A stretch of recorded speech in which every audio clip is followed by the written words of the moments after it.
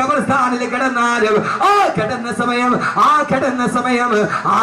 സമയം ഒരു സെക്കൻഡ് പോലെ കഴിഞ്ഞു പോകുന്നവർ നാളെ പരലോകത്തത് പറഞ്ഞുകൊണ്ട് സ്വർഗത്തിന്റെ അടിയിലേക്ക് നടന്നു പോകുന്നവർ അല്ലാഹുവേ അല്ലാഹുവേ അല്ലാഹുവേ ഞങ്ങളെ നീ എതിരെപ്പെടുത്തണേ അല്ലാ. സഹോദരങ്ങളെ, ചിന്തിക്കാത്തതെന്താ? ആ മരണം അടുത്തു വരുമ്പോ ചിന്തിക്കാത്തതെന്താ? അങ്ങനെ ഒരാളായി നമ്മളെ സ്വീകരിക്കാൻ അല്ലാഹുവേ നീ ഞങ്ങൾക്ക് തൗഫീഖ് നൽകണേ തമ്പുരാനെ, തൗഫീഖ് നൽകണേ തമ്പുരാനെ. കഴിഞ്ഞ ദിവസം പെരിന്തൽമണ്ണയിൽ തേലക്കാടെടുത്ത് അപകടം നടന്നു. ആ അപകടം നടക്കുന്ന സമയത്ത് ഞാൻ കണ്ണൂരേക്ക് യാത്ര ചെയ്യുകയാണ്.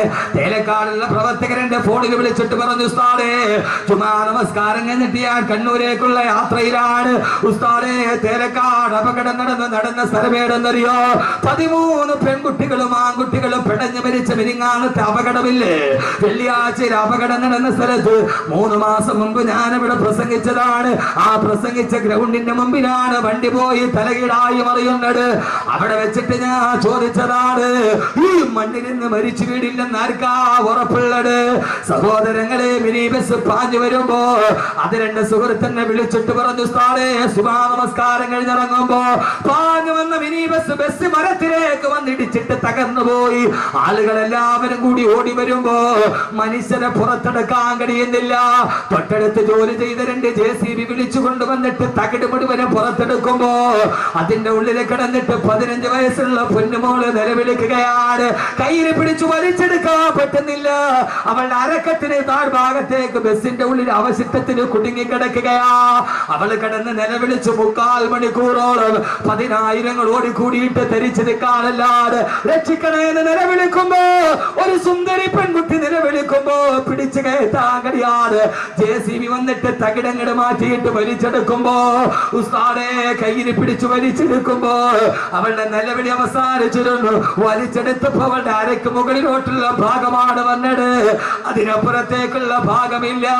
ബസിന്റെ തകിടിന്റെ ഉള്ളിൽ പെട്ടിട്ട് അരയുടെ ഭാഗത്ത് വെച്ചിട്ട് 2ആയിട്ട് മുറിഞ്ഞു പോയ 15 വയസ്സുള്ള പൊന്നുമോളുടെ 3/4 മണിക്കൂർ മുമ്പ് സ്വപ്നം കണ്ട് നടന്നു പോയവേ അവൾ അതിന്റെ ഇടയിൽ 2 കഷണമായിട്ട് ചിതറിത്തെറിക്കുമ്പോ എന്തേ സഹോദരങ്ങളെ, പൊട്ടിച്ചിരിച്ചും കൊണ്ടു നീ നടക്കുന്നു. കബറിൽ കടയിൽ കഫൻ തുണി നിന്നെയും നോക്കുന്നു.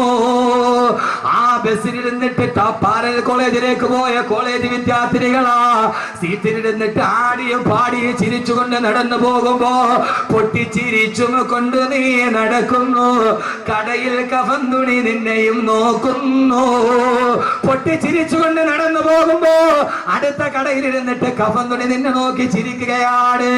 ചാടിക്കളിക്കുന്ന ആടുമേനെന്തറിയുന്നു പൊന്നുമോനെ, കൈ ഈ കുറ്റിയിൽ കെട്ടിയിട്ട് ആട്ടുംകുട്ടി കിടന്നിട്ട് ചാടുകയാണ്. ആട്ടുംകുട്ടിക്കറിയില്ലല്ലോ അറക്കാരുള്ള അറവുകാരൻ മറുഭാഗത്ത് കത്തിക്ക് മിനിസം കൂട്ടുന്നുണ്ട്. ഇങ്ങനെ ഒരു ആട്ടുംകുട്ടിയല്ലേ നീ? ആ മറുഭാഗത്ത് അറവുകാരൻ കത്തിക്ക് മൂർച്ച കൂട്ടുമ്പോ അറിയാതെ ആടിത്തു നിൽക്കുന്ന ആട്ടുംകുട്ടിയെ പോലെ ഈ ദുനിയാവിൽ ജീവിക്കുമ്പോ ഈ ദുനിയാവിലെ ഏറ്റവും ഒരു ആഗ്രഹം എന്തായിരിക്കണം? ഞാൻ പറയുന്നു, മറ്റൊരാഗ്രഹം ഉണ്ടാവരുത്. ഭാര്യയും മക്കളുമല്ല, പരലോകത്ത് കുടിമാടത്ത് നിന്ന് എഴുന്നേറ്റ് നിൽക്കുമ്പോ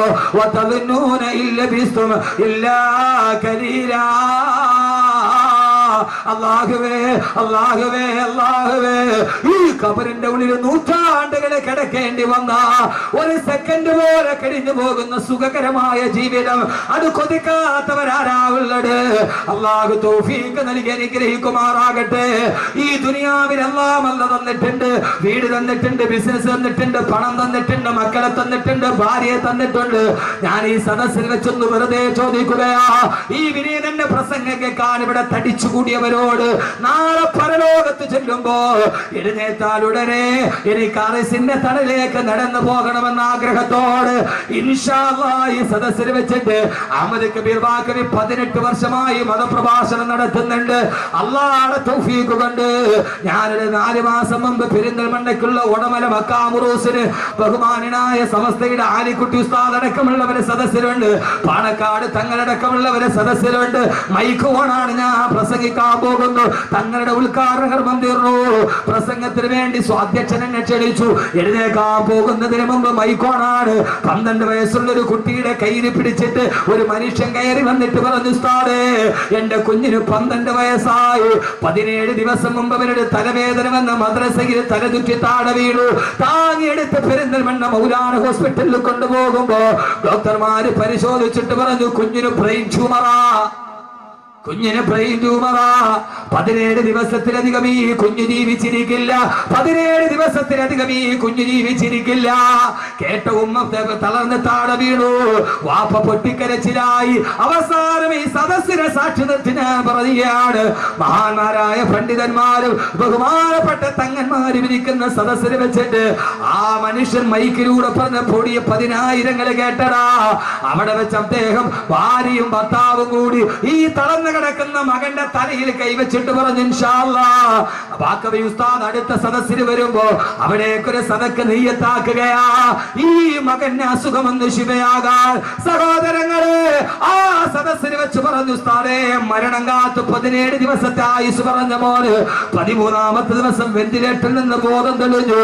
അൽഹംദുലില്ലാഹ് 3 മാസം കഴിഞ്ഞൊരു പ്രശ്നവുമില്ല. പൈസ ഉസ്താദിന്റെ കയ്യിലൊന്ന് ഏൽപ്പിക്കാൻ വേണ്ടി വന്നതാന്ന് പറഞ്ഞ് ആ സദസ്സിൽ നിന്നൊരു സംഖ്യ എന്റെ കയ്യിലേൽപ്പിച്ചിട്ട് ഏതാണ്ട് 30,000-ത്തിലധികം ആളുകൾ ഞാൻ മഹിഷറ എവിടെയാണെന്ന് പറയുന്നതിന് മുമ്പ്, ജീവിതം തുടങ്ങുന്നത് എവിടെയാണ്, ഭൂമിയിലാണോ ആകാശത്താണോ, ആദ്യം വരുന്നത് എവിടെയാണ് പറയുന്നതിന് മുമ്പ് ഈ തിങ്ങിക്കൂടിയ സദസ്സിന്റെ മുമ്പ് ഒരു ടെസ്റ്റ് ആയിട്ട് ഞാൻ ചോദിക്കുകയാ. ഇൻഷാ അല്ലാഹ് 30,000-ത്തിലധികം ആളുകൾ ഈ സദക്കയിൽ പങ്കെടുത്തിട്ടുണ്ട്. മാരകമായ ക്യാൻസർ വന്നിട്ട് ആമാശയം പഴുത്തു മാറിയിട്ട് അവസാനം ഡോക്ടർമാര് തള്ളിയ ഭാര്യയും ഭർത്താവും പോലും ഹജ്ജ് കഴിഞ്ഞിട്ട് തിരിച്ചു വന്നത് ഈ സദക്കയുടെ ബറക്കത്ത് കൊണ്ടാ. കാരണം എന്താ, ബാക്കി ഇവിടെ പറഞ്ഞിട്ട് നാളെ ഞാൻ മലപ്പുറം ജില്ലയിൽ, നാളെ ഞാൻ കരുനാഗപ്പള്ളിക്കടുത്ത് ക്ലാപ്പനയിലാണ്. ഈ കണിയാപുരത്ത് കിടന്ന് നിങ്ങൾ ഉറങ്ങിയാലും 10,000 നിങ്ങൾക്ക് വേണ്ടി ആമീൻ പറയും. എത്ര ആളുകളാ കഴിഞ്ഞ ആലുവയിലെ വാർഷിക പ്രഭാഷണത്തിൽ 1,00,000 യാസീൻ ഓതിയിട്ട് ദുആ ചെയ്തപ്പോ അല്ലാഹുവേ എന്റെ സദസ്സിൽ പല നിയ്യത്തുകൾ വെച്ചിട്ട് നേർച്ചയാക്കിയ ആരൊക്കെയുണ്ടോ അവരെ ഹലാലായ മുറാദുകളെ ഹാസിലാക്കണമെന്ന് പറഞ്ഞപ്പോ കേരളത്തിന്റെ അകത്തും പുറത്തുമുള്ള ലക്ഷക്കണക്കിന് ആളുകൾ ആമീൻ പറഞ്ഞ സദസ്സ്, അതിന്റെ ബറക്കത്ത് കൊണ്ടാണ് ഈ കാര്യങ്ങൾ നടക്കുന്നത്. ഇൻഷാ അല്ലാഹ് ഈ സദസ്സിൽ നിന്ന് ആരെങ്കിലും ഉസ്താദേ ഈ സദസ്സിന്റെ തുടക്കക്കാരനായി വാഫി കോഴ്സ് പഠിപ്പിക്കാൻ, ഈ കരിങ്കലിനെ കരയിപ്പിച്ച വിജ്ഞാനം പഠിപ്പിക്കാൻ, അടുത്ത കുട്ടികൾക്ക് കിടക്കണമെങ്കിൽ, അവർക്ക് ദറസ് പഠിക്കണമെങ്കിൽ, അവർക്ക് ഖുർആൻ ഓതണമെങ്കിൽ ഒരു വലിയ കെട്ടിടം കൂടി സ്ഥാപിക്കേണ്ടതുണ്ട്. ഈ സംഘാടകർക്ക് വലിയൊരു ആഗ്രഹവുമുണ്ട്. ഇൻഷാ അല്ലാഹ് ആ സംരംഭത്തിലേക്ക് ഏതാണ്ട് 43 ലക്ഷം രൂപ ചെലവ് വരുന്ന ആ സംരംഭത്തിലേക്ക് ആദ്യമായിട്ട് ആദ്യത്തെ ആളായി ഇൻഷാ അല്ലാഹ് ഞാൻ മരിച്ചാലും മണ്ണിന്റെ അടിയിൽ ഞാൻ പോയാലും എനിക്ക് കിട്ടുന്ന ഒരു സദഖ അല്ലാഹുവേ സ്വീകരിക്കണേ എന്ന നിയ്യത്തോട് ഏതാഗ്രഹം മനസ്സിൽ വെച്ചിട്ടാണോ അല്ലാഹു അതിനെ സ്വീകരിക്കുമാറാകട്ടെ. ഇവിടെ വെച്ച് വാഗ്ദാനം ചെയ്തിട്ട് 1, 2, 3, 4 ഭാഗമായിട്ട് കൊടുത്താൽ മതി. അല്ലാഹു സ്വീകരിക്കുമാറാകട്ടെ. ഒരു 66,666 രൂപ, സാധാരണ 6,666 ഞാൻ ചോദിക്കാറുണ്ട്. 66,666 രൂപ ഈ സദസ്സിൽ വെച്ചൊന്ന് വാഗ്ദാനം ചെയ്യാൻ അല്ലാഹുവിന്റെ റസൂൽ ചോദിച്ചാൽ ആദ്യമായിട്ട് പറയുന്നത് ഹബീബായ നബി മുഹമ്മദ് മുസ്തഫ, ഹബീബായ നബി മുഹമ്മദ് മുസ്തഫ, ഹബീബായ നബി മുഹമ്മദ് മുസ്തഫ സല്ലല്ലാഹു അലൈഹി വസല്ലം ചോദിച്ചാൽ ആദ്യമായിട്ട് ഒരാൾ പറയും അനയാ റസൂലല്ലാഹ്, ഞാൻ തരാ നബിയേ, ഞാൻ തരാ നബിയേ. ആ സമയത്ത് എഴുന്നേറ്റ് നിൽക്കും ബഹുമാനപ്പെട്ട സയ്യിദുനാ ഉസ്മാൻ ബിൻ അഫ്ഫാൻ റളിയല്ലാഹു തആല അൻഹു. യഹി ഇന്തിഹാ ഹേ, യഹി ഇബ്തിദാ ഹേ, യഹി रास्ता है यही रहनुमा है ഇതാണ് തുടക്കം, ഇവിടെയാണ് ഒടുക്കം, ഇതാണ് വഴി, ഇതാണ് പാത, ഇതിലൂടെയാണ് സ്വർഗത്തിന്റെ പാത. ഈ സ്വർഗത്തിന്റെ പാത വെട്ടിത്തെളിച്ച നാളെ ഞാൻ ജനകോടികൾ പരലോകത്ത് പരിഭ്രാന്തിയോടെ നിറഞ്ഞു നിൽക്കുമ്പോ എന്റെ ബുറാക്കിന്റെ മുകളിൽ ഞാൻ കടന്നു വരുമെന്ന്, എന്റെ ബുറാക്കിന്റെ മുകളിൽ ഞാൻ കടന്നു വരുമ്പോ എന്റെ തൊട്ടു മുമ്പിൽ എന്റെ ഒട്ടകപ്പുറത്തുണ്ടാകും എന്റെ പൊന്നുമോള് ബീവി ഫാത്തിമ. അള്ളാന്റെ റസൂല് പറയുകയാ, എന്റെ തൊട്ടു മുമ്പിൽ എന്റെ ഒട്ടകപ്പുറത്ത് എന്റെ കരളിന്റെ കഷണമേ ഫാത്തിമ, എന്റെ ജീവിതത്തിന്റെ വാത്സല്യമേ ഫാത്തിമ, എന്റെ പൊന്നുമോള് ഫാത്തിമ ഉണ്ടാകും. എന്റെ വലതു ഭാഗത്ത് അബൂബക്കർ ഉണ്ടാവും, എന്റെ ഇടതു ഭാഗത്ത് ഉമർ ഉണ്ടാവും, എന്റെ തൊട്ടുപുറകിലതാ അല്ലാഹു അക്ബർ അല്ലാഹു അക്ബർ അല്ലാഹു അക്ബർ അല്ലാഹു അക്ബർ അല്ലാഹു അക്ബർ അല്ലാഹു അക്ബർ എന്ന ബാങ്കം വിളിച്ചുകൊണ്ട് എന്റെ തൊട്ടുപുറകിൽ എന്റെ ബിലാൽ ഉണ്ടാകുമെന്ന്. എന്റെ കറുത്തവനായ ബിലാൽ, എന്റെ കറുത്ത ബിലാൽ, ആ ബിലാൽ ബാങ്കം വിളിച്ചുകൊണ്ട് എന്റെ പുറകിൽ വരുമ്പോ ഈ ദുനിയാവില് ബാങ്ക് കേട്ടപ്പോ ആരൊക്കെയാണോ പള്ളിയിലോട്ട് കടന്നു വന്നത്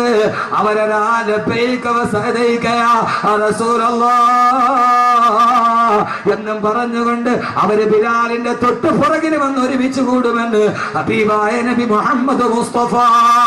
വേണ്ടേ ചെറുപ്പക്കാരാ, പച്ച വ്യഭിചാരം പഠിപ്പിച്ച മെസ്സിയുടെ താരാരാധന നടത്തിയ മോഹൻലാൽ മമ്മൂട്ടി ഫാൻസ് അസോസിയേഷൻ പ്രകടിപ്പിച്ച എന്റെ പ്രിയപ്പെട്ട ചെറുപ്പക്കാരാ, മന്ദയും ഒക്കെ റോൾ മോഡലാക്കി മാറ്റിയ നാളെ ബിലാലിന്റെ പുറകിൽ നിൽക്കണ്ടേ, നാളെ മഹിസറയിൽ ബാങ്ക് വിളിക്കാൻ കഴിയണ്ടേ. അങ്ങനെ വരുമെന്ന് പറഞ്ഞ സഹാബത്ത് പറയുമ്പോ ഓ സമയത്താണ് അള്ളാന്റെ റസൂലിനോട് സഹാബത്ത് പറഞ്ഞു, തിരുദൂതരെ പ്രസംഗം നിർത്തല്ല നബിയെ, പ്രസംഗം അവസാനിപ്പിക്കല്ല നബിയെ, എന്തെങ്കിലും പരലോകത്തിന് രക്ഷപ്പെടാൻ എന്തെങ്കിലും പറഞ്ഞു തരാണ്, അങ്ങനെ നിർത്തല്ലയാ റസൂലല്ലാഹ്. അവിടുത്തെ ആളുകള് നമ്മളെ പോലെയല്ല. നിങ്ങൾ ചിന്തിക്കുന്നുണ്ടാവും ഇയാളൊന്ന് വകന്നു നിർത്തിയാൽ എഴുന്നേക്കാമായിരുന്നു. അല്ല സഹോദരങ്ങളെ, അല്ല അല്ല സഹോദരങ്ങളെ, അല്ല അല്ല അല്ല. സഹാബത്ത് പറഞ്ഞു, നബിയെ നബിയെ നിർത്തല്ല നബിയെ, അത് പറഞ്ഞിട്ട് നിങ്ങൾക്ക് ആഖിറത്തിലേക്ക് പ്രയോജനമില്ലാത്ത അത് നിർത്തല്ല നബിയെ, എന്തെങ്കിലും ആഖിറത്തിൽ രക്ഷപ്പെടാൻ പറഞ്ഞതാ തിരുദൂതരെ റസൂലല്ലാഹ്. ആ സമയത്ത് അല്ലാഹുവിന്റെ റസൂൽ പറഞ്ഞ സഹാബ, എന്നാൽ എപ്പോഴും പറഞ്ഞുകൊള്ളുക, യാദൽ ജലാലി വൽ ഇക്റാം അമിത്നാ അലാ ദീനിൽ ഇസ്ലാം, യാദൽ ജലാലി വൽ ഇക്റാം അമിത്നാ അലാ ദീനിൽ ഇസ്ലാം.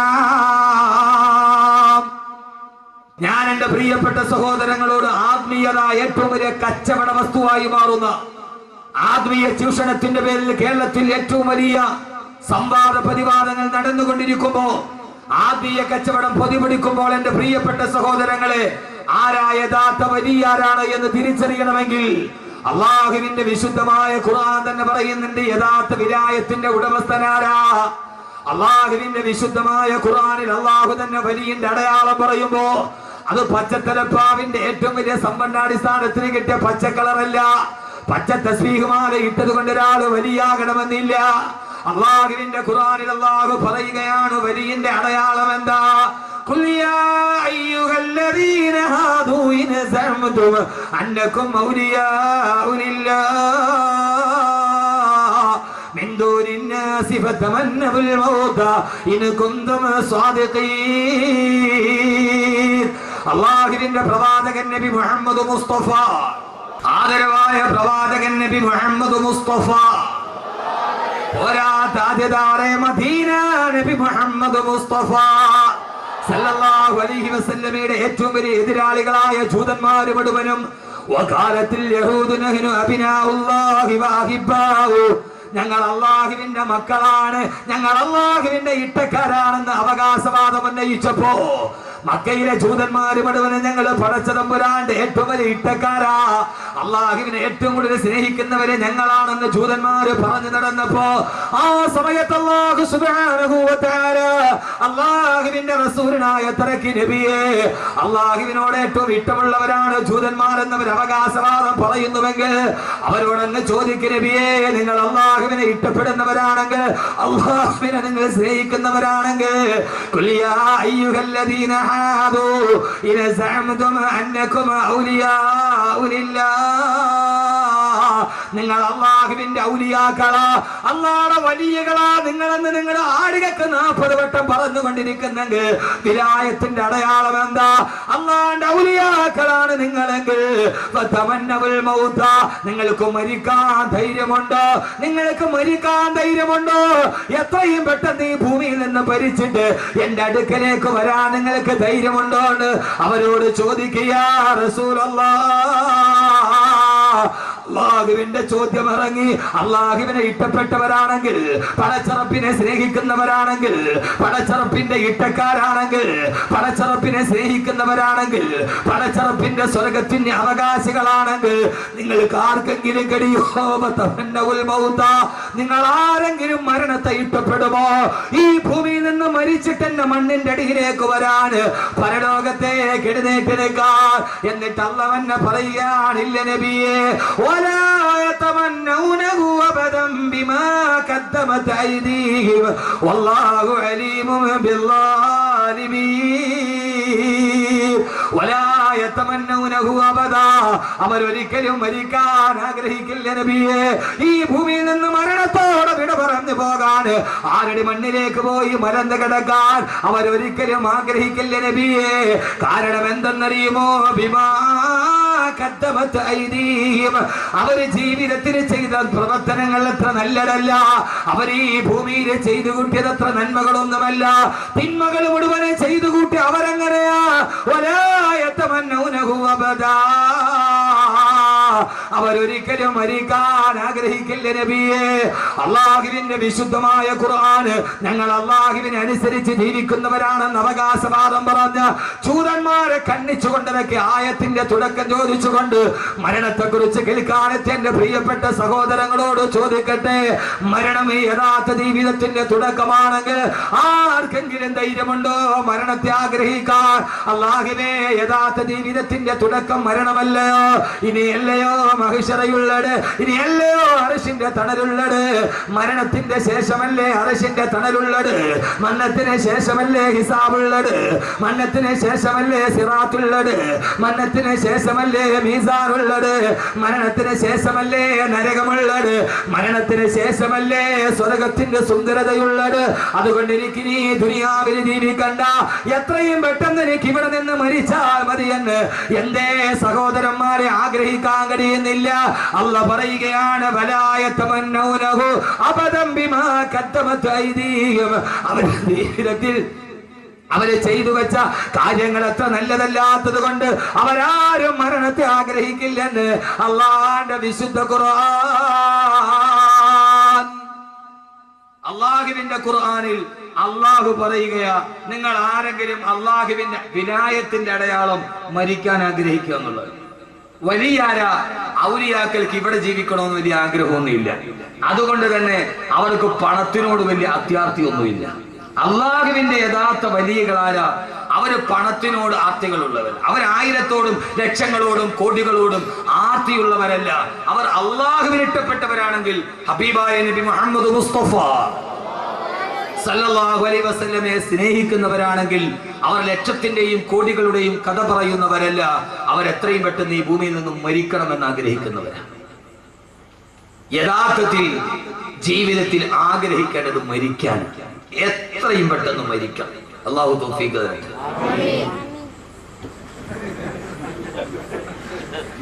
എത്രയും പെട്ടെന്ന് ഈ ഭൂമിയിൽ നിന്ന് മരിക്കണം. അല്ലാഹു തൗഫീഖ് തരട്ടെ. ഒരൊറ്റ പെണ്ണുങ്ങൾ ആമീൻ പറഞ്ഞിട്ടില്ല. കാരണം എന്താ? അവർ കണ്ട സീരിയൽ പകുതി പോലും ആയിട്ടില്ല. എന്റെ കൊച്ചിന്, എന്റെ ആദ്യത്തെ കുട്ടിക്ക് അവനെ പ്രസവിച്ചതിനാണ് ഒരു സീരിയൽ തുടങ്ങിയത്. ഞാൻ മിനിങ്ങാന്ന് ഭാര്യയോട് പറഞ്ഞു, അത് ഇതുവരെ തീർന്നിട്ടില്ലാന്ന്. അത് ആദ്യം സംവിധാനം ചെയ്ത ആള് മരിച്ചു, രണ്ടാമത് സംവിധാനം ചെയ്ത ആള് മരിച്ചു. ഇനി അയാളുടെ മോനാണ് സംവിധാനം ഇപ്പൊ ചെയ്യുക. സീരിയൽ പകുതിയായിട്ട് അതിൽ ആദ്യത്തെ ദുഷ്ട പിന്നെ നന്നാവും. പിന്നെ അവള് ദുഷ്ടയാവും, പിന്നെ അടുത്ത് നന്നാവും. അമ്മാതിരി. അപ്പൊ ഇനിയിപ്പൊ അത് തീർന്നിട്ട് അതിന്റെ ക്ലൈമാക്സ് കാണാതെ എങ്ങനെ മരിക്കുക? പച്ചപ്പൊട്ടി,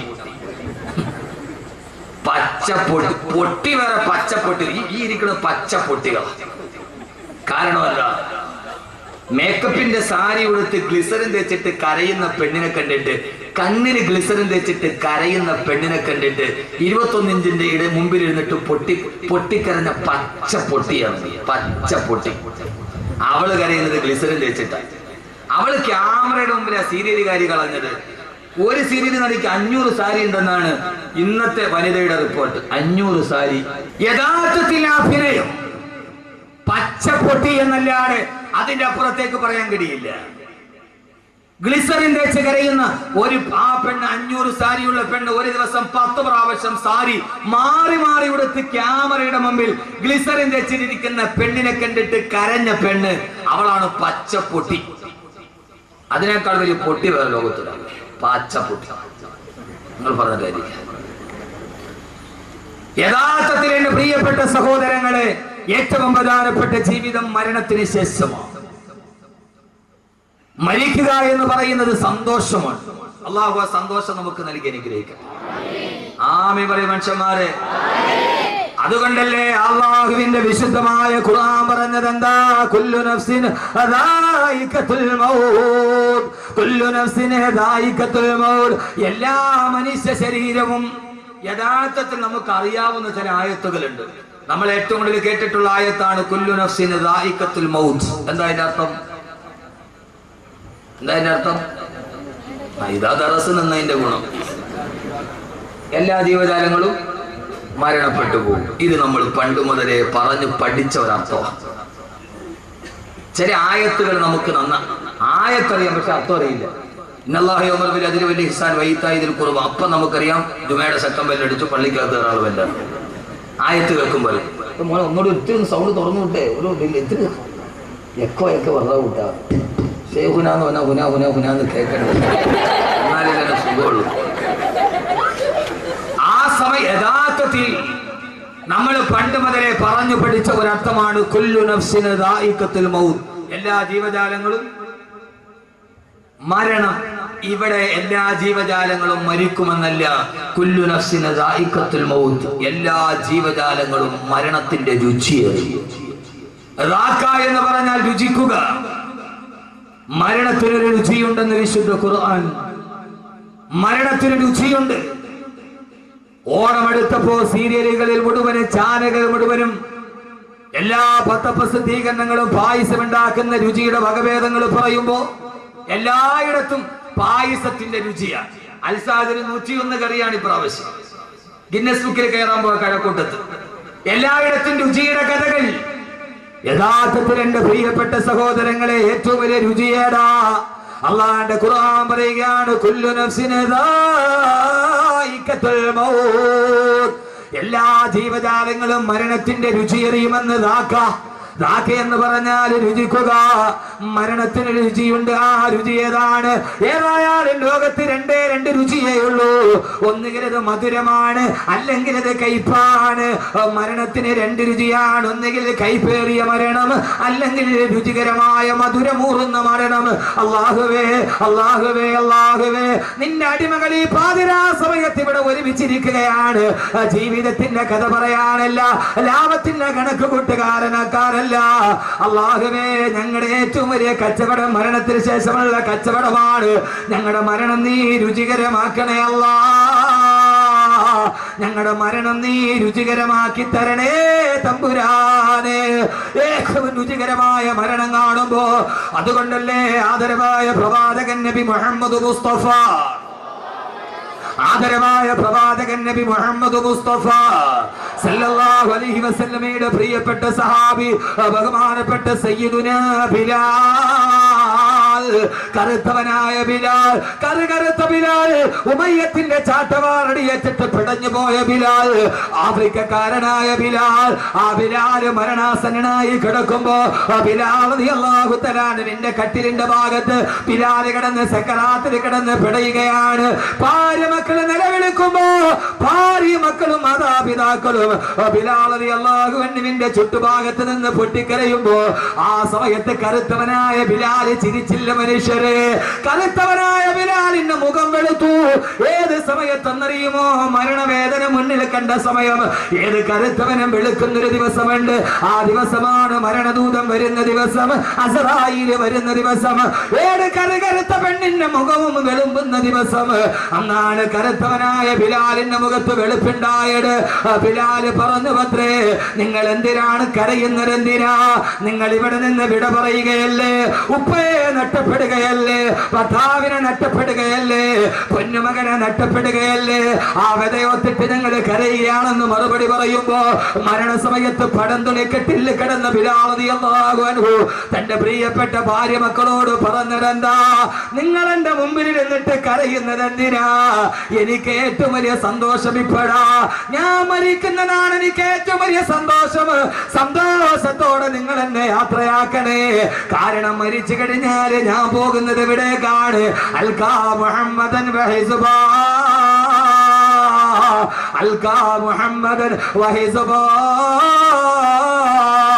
ഞാൻ എന്റെ ഹബീബായ നബി തങ്ങളെ കാണാൻ പോവുകയല്ലേ? ഞാൻ അബൂബക്കറിനെ കാണാൻ പോവുകയല്ലേ? എനിക്ക് മുമ്പേ വിട പറഞ്ഞു പോയ ഉമറിനെ കാണാൻ, എനിക്ക് മുമ്പേ വിട പറഞ്ഞു പോയ ഉമറിനെ കാണാൻ.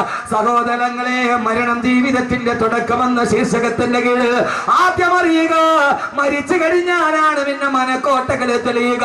സ്വപ്നങ്ങൾ പൂവണിയുന്ന ദിവസം മരണശേഷമാണ്. ഇവിടെ സ്വപ്നം കാണാനേ കഴിയൂ.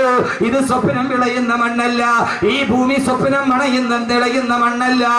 ഈ ഭൂമി സ്വപ്നങ്ങൾ തകർന്നു പോകുന്ന മണ്ണാണ്. വമൽ ഹയാത്തു ദുനിയാ ഇല്ലാ മതാഉൽ ഗുറൂർ.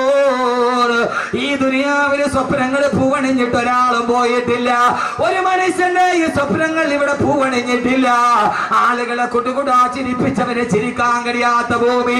എന്റെ പ്രിയപ്പെട്ട സഹോദരങ്ങള്, എന്റെ പ്രിയപ്പെട്ട ചെറുപ്പക്കാരാ, 2.5 മണിക്കൂർ സിനിമാ കോട്ടയിൽ നിന്നെ കുടുകുടാ ചിരിപ്പിച്ച തിരുവനന്തപുരം ജില്ലക്കാരൻ, നിന്നെ കുടുകുടാ ചിരിപ്പിച്ച ഹാസ്യതാരം ഇന്ന് വെല്ലൂർ ഹോസ്പിറ്റലിൽ നിന്ന് വീട്ടിലിരുന്ന് പൊട്ടിക്കരയുകയാണ്. അയാൾക്ക് ചിരിക്കാൻ കഴിയുന്നില്ല. 2.5 മണിക്കൂർ നിന്നെ പൊട്ടിച്ചിരിപ്പിച്ചവന് ഇന്ന് കസേരയിരുന്നിട്ട് ചിരിക്കാൻ കഴിയുന്നില്ല. മറ്റൊരുത്തനെ ചിരിപ്പിച്ചവനെ ചിരിക്കാൻ കഴിയാത്ത ലോകം. 2.5 മണിക്കൂർ നിന്നെ പൊട്ടിച്ചിരിപ്പിച്ച ഇരിങ്ങാലക്കുടക്കാരൻ ഇന്നസെന്റിന് ജീവിതത്തിന് ചിരിക്കാൻ കഴിഞ്ഞിട്ടില്ല. ആ മഹാനായ നടൻ പോലും, നിങ്ങളുടെ ഭാഷയിൽ ഞാൻ പറഞ്ഞാൽ ആ വലിയ നടൻ പോലും പറഞ്ഞത് എന്തെന്നറിയുമോ? സിനിമയിൽ ഞാൻ 200ഓളം സിനിമയിൽ ഞാൻ അഭിനയിച്ചിട്ടുണ്ട്. ഇങ്ങനെ ഒരു തിരക്കഥ ഒരു നിർമ്മാതാവും ഇതേവരെ എന്നോട് പറഞ്ഞിട്ടില്ല. അദ്ദേഹത്തിന് ക്യാൻസർ വന്നു പത്രേ. രോഗത്തോട് മല്ലടിച്ച് അവസാനം ചെക്കപ്പിന് പോയപ്പോ ഭാര്യ തൊട്ടടുത്തിരിക്കുന്നുണ്ട്. ഡോക്ടർ പറഞ്ഞു, നിങ്ങളുടെ രോഗം പൂർണ്ണമായി ഭേദമായി. തലേ ദിവസം ഭാര്യക്കൊരു തലവേദന വന്നു.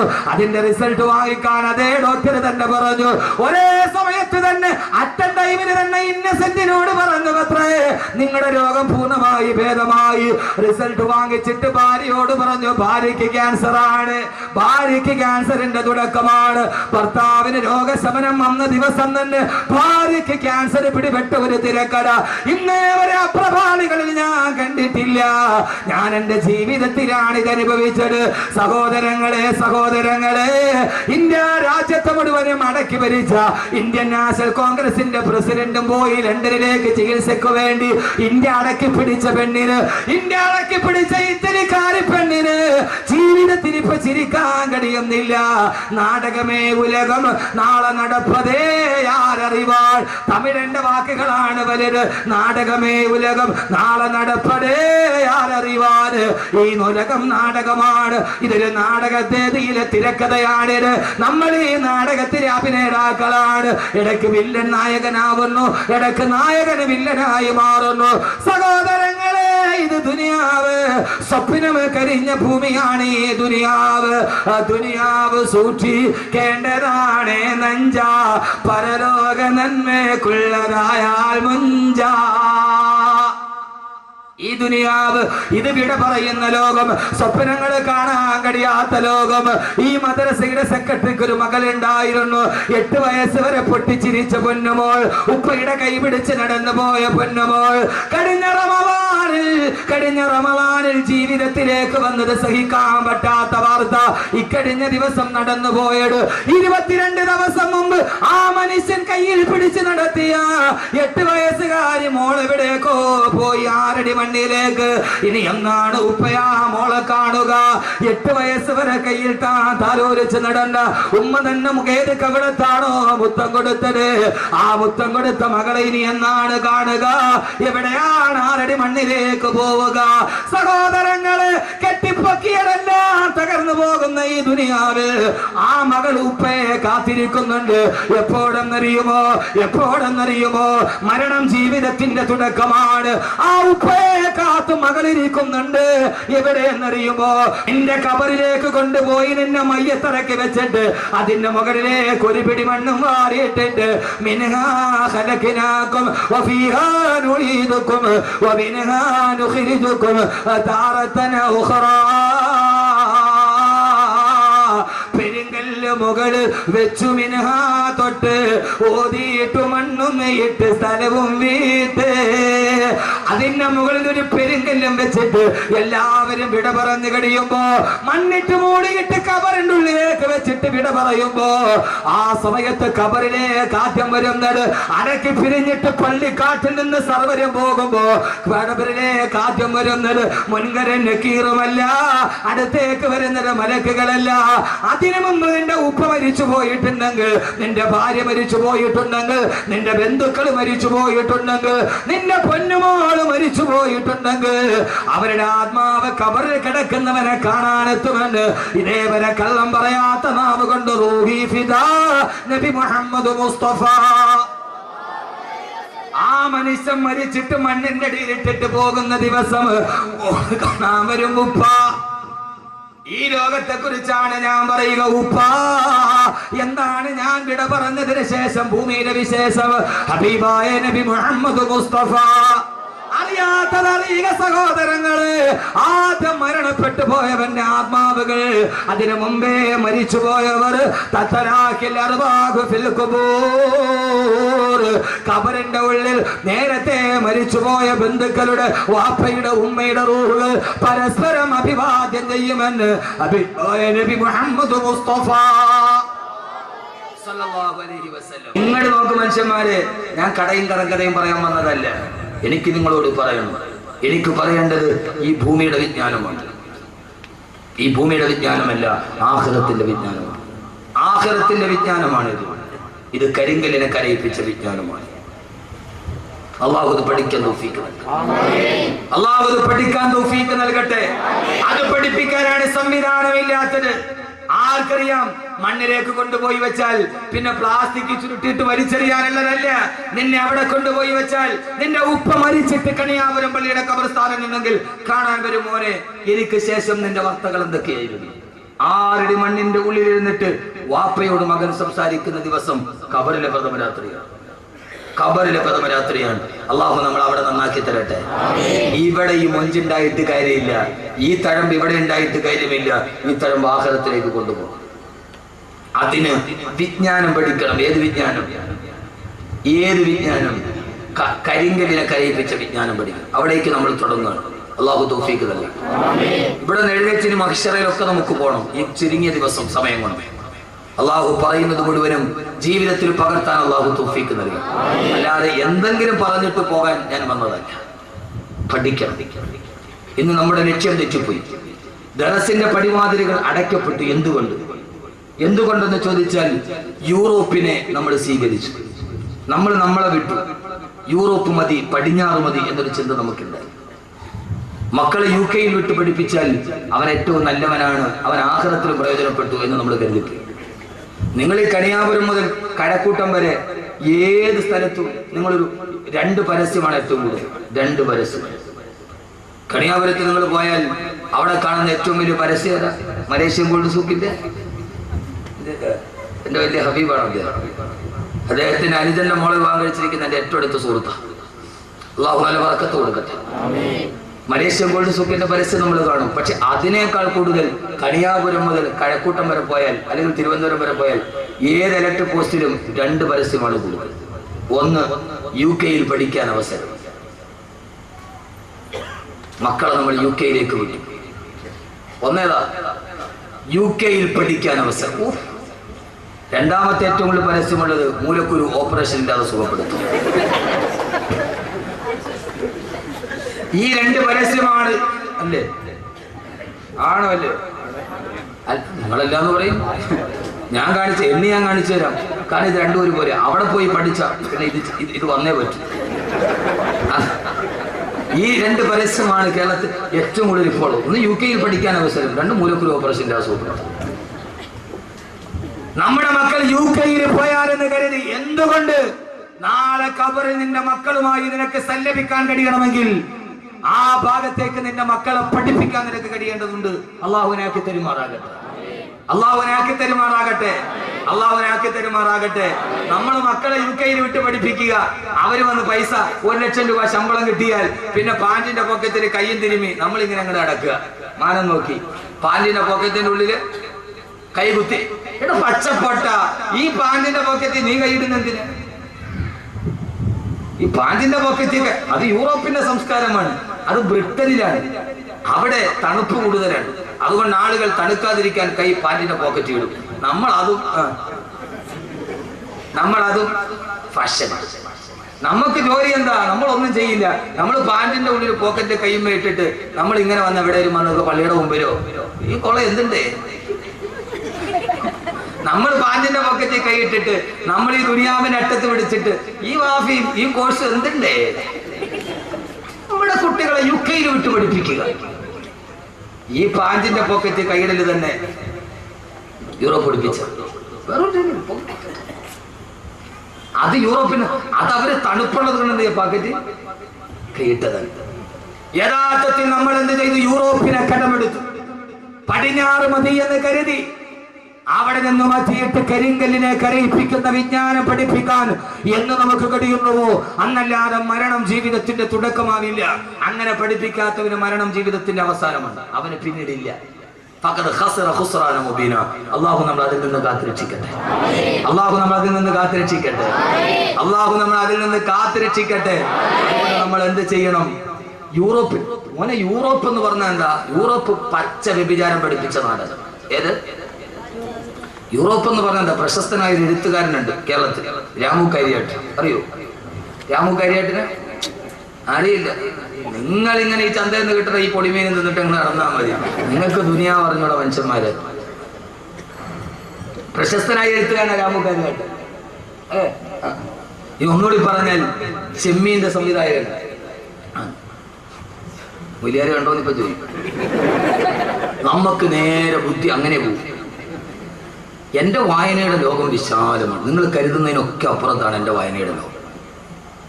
ഞാൻ ഇത് മാത്രം വായിക്കുന്ന ഒരാളല്ല. എന്റെ വായനയുടെ ലോകം നിങ്ങളൊക്കെ കരുതുന്നതിന് അങ്ങേ അപ്പുറത്താണ്. വൈക്കം മുഹമ്മദ് ബഷീറിന്റെ കഥയൊക്കെ ഞാൻ 4 പ്രാവശ്യം വായിച്ചു. എന്റെ ജോലിയെ വായന എന്റെ വായനയുടെ ലോകം നിങ്ങൾ ഉദ്ദേശിച്ച അങ്ങനെ ഒരു മൂല്യാനല്ലേ? എല്ലാം വായിക്കും. എന്നാലേ ഈ ലോകത്ത് ദൈവത്ത് നടക്കൂ. എന്നാലേ ഈ ലോകത്തിന് ദൈവത്ത് നടക്കൂ. എന്റെ പ്രിയപ്പെട്ട സഹോദരങ്ങളെ, ലോകം വളർന്നനുസരിച്ച് നമ്മുടെ പ്രബോധനവും പോകേണ്ടതുണ്ട്. രാമു കാര്യായിട്ട് ലണ്ടനിൽ പോയപ്പോ സായിപ്പിന്റെ അതിഥിയായിട്ട് താമസിച്ചു. ആ സമയത്ത് ഭയങ്കര തണുപ്പ്. സായിപ്പ് മദാമയും കൂടെ തീ കത്തിച്ചു.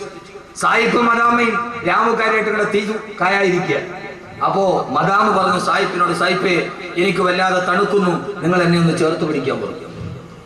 അപ്പോ സായിപ്പ് പറഞ്ഞു മദാമയോട്, എനിക്കിപ്പോ നിന്നെ ചേർത്ത് പിടിക്കാനുള്ള മൂടില്ല, രാമുവെ പറ്റുമെങ്കിൽ നീ ഒന്ന് ചേർത്ത് പിടിക്കാൻ. ഇതാണ് യൂറോപ്പ്. കിണിക്കണ ഇതാണ് യൂറോപ്പ്. യഥാർത്ഥത്തിൽ ഇത് മതി എന്ന് നമ്മൾ കരുതി. ആ സമയത്ത് എന്നോട് നിങ്ങൾക്കൊന്നും തോന്നരുത്. നിങ്ങൾ ടെക്നോ പാർക്കിന്റെ പരിസരം മുതൽ ഇങ്ങോട്ട് വരെ നടക്കും. സൗകര്യം കിട്ടുന്നവൻ ആരാണോ? എന്താ മനുഷ്യന്മാരെ നിങ്ങൾ എന്നെ തുറച്ചു നോക്കണത്? എന്താ നിങ്ങൾ എന്നെ തുറച്ചു നോക്കണത്? ധാർമ്മികത നഷ്ടപ്പെട്ടതുണ്ടായപ്പോ എല്ലാരെയും ഞാൻ കുറ്റപ്പെടുത്തുന്നില്ല. ടെക്നോ പാർക്കിൽ നിന്ന് വെള്ളിയാഴ്ച കൃത്യമായി എന്റെ ജുമയിൽ പങ്കെടുക്കാൻ വേണ്ടി വരുന്ന എത്രയോ ചെറുപ്പക്കാരുണ്ട്. ഞാൻ എല്ലാരെയും കുറ്റപ്പെടുത്തുന്നില്ല. ജുമയ്ക്ക് വേണ്ടി മാത്രം അവരെത്തുന്നവർ. സൗകര്യം കിട്ടുന്നത് എന്താണ്? പച്ച വ്യഭിചാരം. ആ വ്യഭിചാരത്തിന്റെ വിജ്ഞാനത്തിലേക്ക് നമ്മുടെ തലമുറയെ നമ്മൾ പറഞ്ഞു വിട്ടപ്പോ ടെറസിന്റെ പടിവാതിൽ അടിച്ചു കളഞ്ഞപ്പോ എന്റെ പ്രിയപ്പെട്ട ചെറുപ്പക്കാരായ യൂറോപ്പിന്റെ പച്ച വ്യഭിചാരം ഏത് വ്യഭിചാരമാ? അർജന്റീന ലോകകപ്പിന്റെ ഏറ്റവും വലിയ ഫുട്ബോളറായ ലയണൽ മെസ്സിയെ താരാരാധന നടത്തുന്ന എന്റെ പ്രിയപ്പെട്ട ചെറുപ്പക്കാരാ, ആരാ ലയണൽ മെസ്സി? ആരാ? പച്ച വ്യഭിചാരിയല്ലേ? ആരാ മെസ്സി? ആരാ? പച്ച വ്യഭിചാരിയല്ലേ? ചെറുപ്പക്കാരാ, ലയണൽ മെസ്സിയുടെ ചിത്രവും ടീഷർട്ടിൽ ചേർത്ത് നടക്കുന്ന എന്റെ പ്രിയപ്പെട്ട ചെറുപ്പക്കാരാ, ആരാ മെസ്സി എന്നറിയോ? പച്ച വ്യഭിചാരി. കഴിഞ്ഞ ലോകകപ്പിന് അർജന്റീന തോറ്റു കഴിഞ്ഞപ്പോ, തോറ്റെന്ന് പറഞ്ഞാൽ അന്തം വിട്ട തോക്കല് തോറ്റപ്പോ, എതിരില്ലാത്ത 4 ഗോളിന് അർജന്റീന തോറ്റു. പിറ്റേ ദിവസം രാവിലെ തന്റെ കാമുകിയുടെ കൈ പിടിച്ചിട്ട് ഹവായ് ദ്വീപിലേക്ക് മെസ്സി ആഘോഷിക്കാൻ പോവുകയാ. എയർപോർട്ടിൽ വെച്ച് തന്റെ അരക്കി പോട്ട് വസ്ത്രമില്ലാത്ത കാമുകിയുടെ കയ്യിൽ പിടിച്ച് ഫോട്ടോയ്ക്ക് പോസ്റ്റ് ചെയ്തപ്പോ, ആരാ മോനെ, ഒരാള് വ്യഭിചരിക്കാൻ പോയാൽ തന്നെ ആരും അറിയാതെ പോകരാ പതിവ്. പക്ഷേ ഞാൻ വ്യഭിചരിക്കാൻ പോവുകയാണെന്ന് കാമുകിയുടെ തോളത്തെ കയ്യിലിട്ടിട്ട് എയർപോർട്ടിൽ വെച്ച് ഫോട്ടോയ്ക്ക് പോസ്റ്റ് ചെയ്ത പച്ച വ്യഭിചാരിയായ മെസ്സിയുടെ സംസ്കാരം, ആ സംസ്കാരം പഠിപ്പിച്ചു നമ്മുടെ മക്കളെ. ഇസ്ലാമിന്റെ യൂറോപ്പിന്റെ സംസ്കാരം പഠിപ്പിച്ചപ്പോ യഥാർത്ഥത്തിൽ മുസ്ലിം ലോകത്തിന് വന്നത് ഇതാണ്. അതല്ല എന്റെ പ്രിയപ്പെട്ട ചെറുപ്പക്കാരാ, എന്റെ പ്രിയപ്പെട്ട സഹോദരങ്ങളോട് ഞാൻ പറയുകയാ, ഏത് വിജ്ഞാനമാ പഠിപ്പിക്കേണ്ടത്? യുകെയിലെ അവസരമല്ല, കരിങ്കല്ലിനെ കരയിപ്പിച്ച വിജ്ഞാനം പഠിപ്പിച്ചു കൊടുക്കണം. കരിങ്കല്ലിനെ കരയിപ്പിച്ച വിജ്ഞാനം പഠിപ്പിക്കണം. ഏടാ കരിങ്കല്ലിനെ പഠിപ്പിച്ച വിജ്ഞാനമേടാ? കൊടുങ്കാട്ടിലൂടെ നടന്നു പോകുമ്പോ റൂഹുല്ലാഹിയുടെ മുമ്പിൽ ഇരുന്നിട്ടൊരു കരിങ്കല്ല് പൊട്ടിക്കരഞ്ഞില്ല മുഅ്മിനീങ്ങളെ? ഒരു കരിങ്കല്ല് ഇരുന്നിട്ട് പൊട്ടിക്കരയുകയാ. ഈസാ നബി അലൈഹിസ്സലാത്തു വസ്സലാം ചോദിച്ചു, കരിങ്കല്ലേ എന്തിനാണ് കരയുന്നതെന്ന് ചോദിച്ചപ്പോ ആ സമയത്താണ് കണ്ണുനീരിട്ട് വീണ കരിങ്കല്ല് പറഞ്ഞത്, പ്രിയപ്പെട്ട ചെറുപ്പക്കാരെ അറിയുക, ഇത് നിരർത്ഥക പാഠത്തിന്റെ പാഠമല്ല. ഈ കാണുന്ന കരിങ്കല്ല് പൊട്ടിക്കരഞ്ഞുവത്രേ. കരിങ്കല്ലിന്റെ കണ്ണിലൂടെ കണ്ണുനീര് തടം തല്ലിയാ തൊഴുത്തുവത്രേ. റൂഹുല്ലാഹി ഈസാ നബി ചോദിച്ചു, കരിങ്കല്ലേ എന്തിനാണ് കരയുന്നതെന്ന് ചോദിച്ചപ്പോ ആ സമയത്താണ് കരിങ്കല്ല് പറഞ്ഞത്, അൽഹമനി റബ്ബി വഖൂദുഹ അന്നാസു വൽ ഹിജാറ. എന്റെ അല്ലാഹു എനിക്ക് അറിയിപ്പിച്ചു തന്നു, നാളെ നരകത്തിൽ തീ പിടിപ്പിക്കാൻ ഉപയോഗിക്കുന്നത് കരിങ്കല്ലിനെയാണ്. നാളെ നരകത്തിന്റെ കുണ്ടത്തിലോട്ട് വലിച്ചു വെക്കുന്നത് മനുഷ്യരെയും കരിങ്കല്ലുകളെയുമാ എന്ന് അല്ലാഹു എനിക്ക് അറിയിപ്പിച്ചു തന്നു. അതറിഞ്ഞത് മുതൽ ഞാൻ ഇവിടെ ഇരുന്ന് കരയുകയാണെന്ന് പറഞ്ഞു കരിങ്കല്ല്. ആ കരിങ്കല്ലിനെ പോലെ തന്നെയാ മനുഷ്യന് നരകത്തിലെ തീക്കുണ്ടങ്ങളാ. എന്തേ മനുഷ്യരെ കരയുന്നില്ല? എന്തേ കവളിലൂടെ കണ്ണുനീര് തടം തല്ലിയാ തൊടുകുന്നില്ല? എന്റെ അള്ള എന്നോട് പറഞ്ഞു, നാളെ നരകത്തിൽ കത്തിക്കപ്പെടുമല്ലോ എന്നോത്തിട്ട് വടിയരികിരുന്ന് കരിങ്കല്ല് കരയുന്നത് കണ്ടപ്പോ അവിടെ ഇരുന്നു കൊണ്ട് ഈസാ നബി കരിങ്കല്ലിന്റെ കരച്ചിൽ കണ്ടപ്പോ ഈസാ നബി അള്ളാഹിനോട് ദുആ ചെയ്തു, അല്ലാഹുവേ അല്ലാഹുവേ അല്ലാഹുവേ, ഈ കരിങ്കല്ലിന്റെ കരച്ചിൽ കണ്ടിട്ട് സഹിക്കുന്നില്ല അല്ലാ, ഇതിന് നീ എന്തെങ്കിലും ഒരു പരിഹാരം ഉണ്ടാക്കണം. അല്ലാഹു പറഞ്ഞു, ഈസാ നബിയെ ആ കരിങ്കല്ലിനോട് പറയുക, അതിനെ മാത്രം ഞാൻ നരകത്തിലിടില്ലെന്ന്. ഈ ഭൂമി ലോകത്തിലെ മുഴുവൻ കരിങ്കല്ലുകളെ നരകത്തിലിട്ട് ആളിക്കത്തുമ്പോ ഈ കരിങ്കല്ലിനെ മാത്രം ഞാൻ നരകത്തിലിടുന്ന് പറയ ഈസാ. ഈസാ നബി അലൈഹിസ്സലാത്തു വസ്സലാം ആ കരിങ്കല്ലിന്റെ അരികിൽ ഇരുന്നിട്ട് തടികി തലോടിയിട്ട് പറഞ്ഞു, കല്ലേ കരയണ്ട, കല്ലേ കല്ലേ കരയണ്ട കല്ലേ. ഇതേത് കഥയെന്നറിയോ? മനുഷ്യൻ കരിങ്കല്ലിനെ തടകി ആശ്വസിപ്പിച്ച കഥ. കേൾക്കുക സഹോദരങ്ങളെ, ആ കരിങ്കല്ലിനെ തടകി തലോടിയിട്ട് ഈസാ നബി പറഞ്ഞു, അത്ര കരിങ്കല്ലേ കരയണ്ട കല്ലേ കരയണ്ട കല്ലേ, അല്ലാഹു നിന്നെ മാത്രം നരകത്തിൽ നിന്ന് മോചിപ്പിച്ചിരിക്കുകയാ. ഈസാ നബി നടന്നുപോയി. കുറെ മാസങ്ങൾക്ക് ശേഷം അതിപടി വരുമ്പോ പിന്നെയും ഈ കരിങ്കല്ലിരുന്ന് കരയുകയാണ്. ഈസാ നബി ചോദിച്ചു, അത്ര കരിങ്കല്ലേ എന്തിനാണ് ഇനിയും കരയുന്നതെന്ന് ചോദിച്ചപ്പോ കരിങ്കല്ല് പറഞ്ഞ മറുപടി, ഈസാ നബിയെ ആദ്യം ഞാൻ കരഞ്ഞത് ഖൗഫൻ ലിറബ്ബി, എന്റെ അല്ലാഹുവിന്റെ നരകത്തെ കുറിച്ചുള്ള പേടി കൊണ്ടാ. രണ്ടാമത് ഞാൻ കരഞ്ഞത് ശുക്റൻ ലിറബ്ബി, എന്റെ അള്ളാനോടുള്ള നന്ദി രേഖപ്പെടുത്താനാ. എല്ലാ കല്ലുകളും നരകത്തിലോട്ട് വലിച്ചെറിയുമ്പോ എന്നെ മാത്രം നരകത്തിൽ നിന്ന് മോചനം നടത്തിയ എന്റെ റബ്ബിനോടുള്ള നന്ദി കാരണത്താലാണെന്ന് കരിങ്കല്ല് പോലും കരഞ്ഞു പോയെങ്കിൽ ഈ കരിങ്കല്ലിനെ കരയിപ്പിക്കുന്ന വിജ്ഞാനം പഠിക്കണം. ഈ കരിങ്കലിനെ കരയിപ്പിക്കുന്ന വിജ്ഞാനം പഠിക്കണം. ആ വിജ്ഞാനമാണ് എന്റെ മോനെ, റൂഹെന്ന് നിന്റെ കയ്യിൽ നിന്ന് വിട്ടുപോയാൽ, ഈ ശരീരത്തിൽ നിന്ന് ആത്മാവ് പോയാൽ, കരിങ്കല്ലിനെ കരയിപ്പിച്ച വിജ്ഞാനം ഏതെന്നറിയോ? ശരീരത്തിൽ നിന്ന് ആത്മാവ് വിട പറഞ്ഞു പോയാൽ നിന്റെ ശരീരം കൊണ്ടുപോയി 6 അടി മണ്ണിലേക്ക് കുഴിച്ചിട്ട് കഴിഞ്ഞാൽ 3 ദിവസം കഴിഞ്ഞ് നീ തുറന്നു നോക്കുമ്പോ നിന്റെ കണ്ണുകൾ മുഴുവനും അഴുകി മാറിയിട്ട് 2 ഗുഹയാ കാണുന്നതെങ്കിൽ 40 ദിവസം കഴിഞ്ഞ് കണിയാപുരം ഖബർസ്ഥാനില് ഖബറൊന്ന് തുടിച്ചു നോക്കിയാ നിന്റെ എല്ലുകൾ മാത്രമാ കാണുന്നതെന്ന്. അതോടെ നിന്റെ ജീവിതം അവസാനിക്കുന്നില്ല. അഴുകി പോകുന്ന 6 അടി മണ്ണിന്റെ ഉള്ളിൽ നിന്റെ മാതാപിതാക്കൾ നിന്നെ കാണാനെത്തുമെന്ന്, സ്വർഗത്തിന്റെ മാലാകമാരി നിന്നെ സന്ദർശിക്കാനെത്തുമെന്ന്. എന്നിട്ട്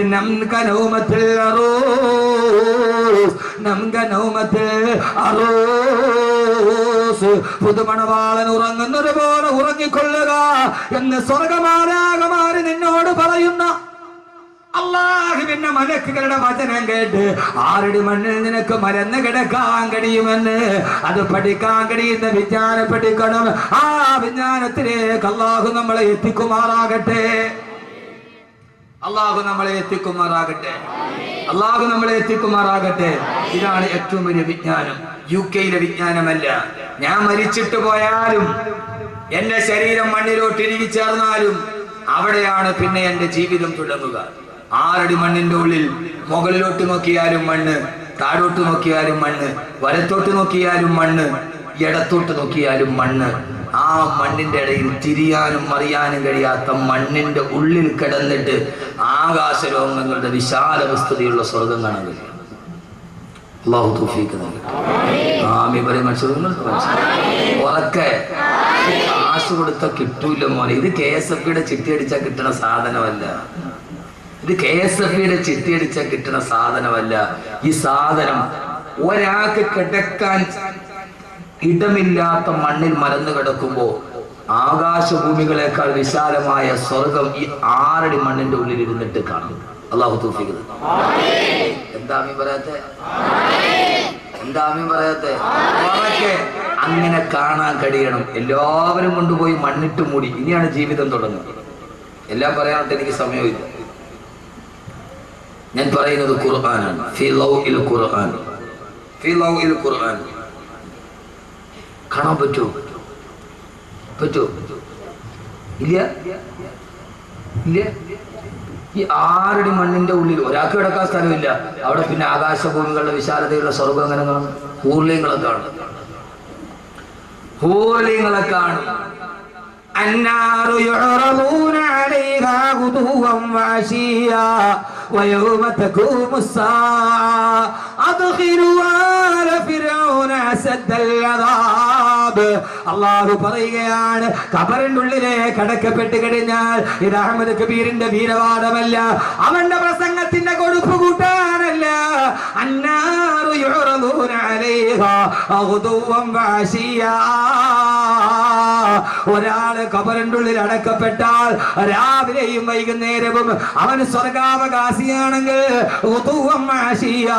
പ്രഭാതത്തിലും പ്രദോഷത്തിലും രാവിലെയും വൈകുന്നേരവും അള്ളാന്റെ മലക്കുകൾ അവനെ സ്വർഗം കാണിച്ചു കൊടുക്കും. അവൻ നരകാവകാശിയാണെങ്കിൽ അള്ളാന്റെ മലക്കുകൾ അവനെ നരകം കാണിച്ചിട്ട് പറയും, എടീ നീ പോകേണ്ട നരകമാണിത്. കബറിൽ കിടക്കടാ, ഇനി നീ പോകാനുള്ള നരകം ഇതാണെന്ന്. കബറിൽ കിടക്കുമ്പോ രാവിലെയും വൈകുന്നേരവും സ്വർഗവും നരകവും ആ കബറിന്റെ ഉള്ളിൽ കാണിക്കപ്പെടുമെന്ന് അല്ലാഹുവിന്റെ വിശുദ്ധ ഖുർആൻ.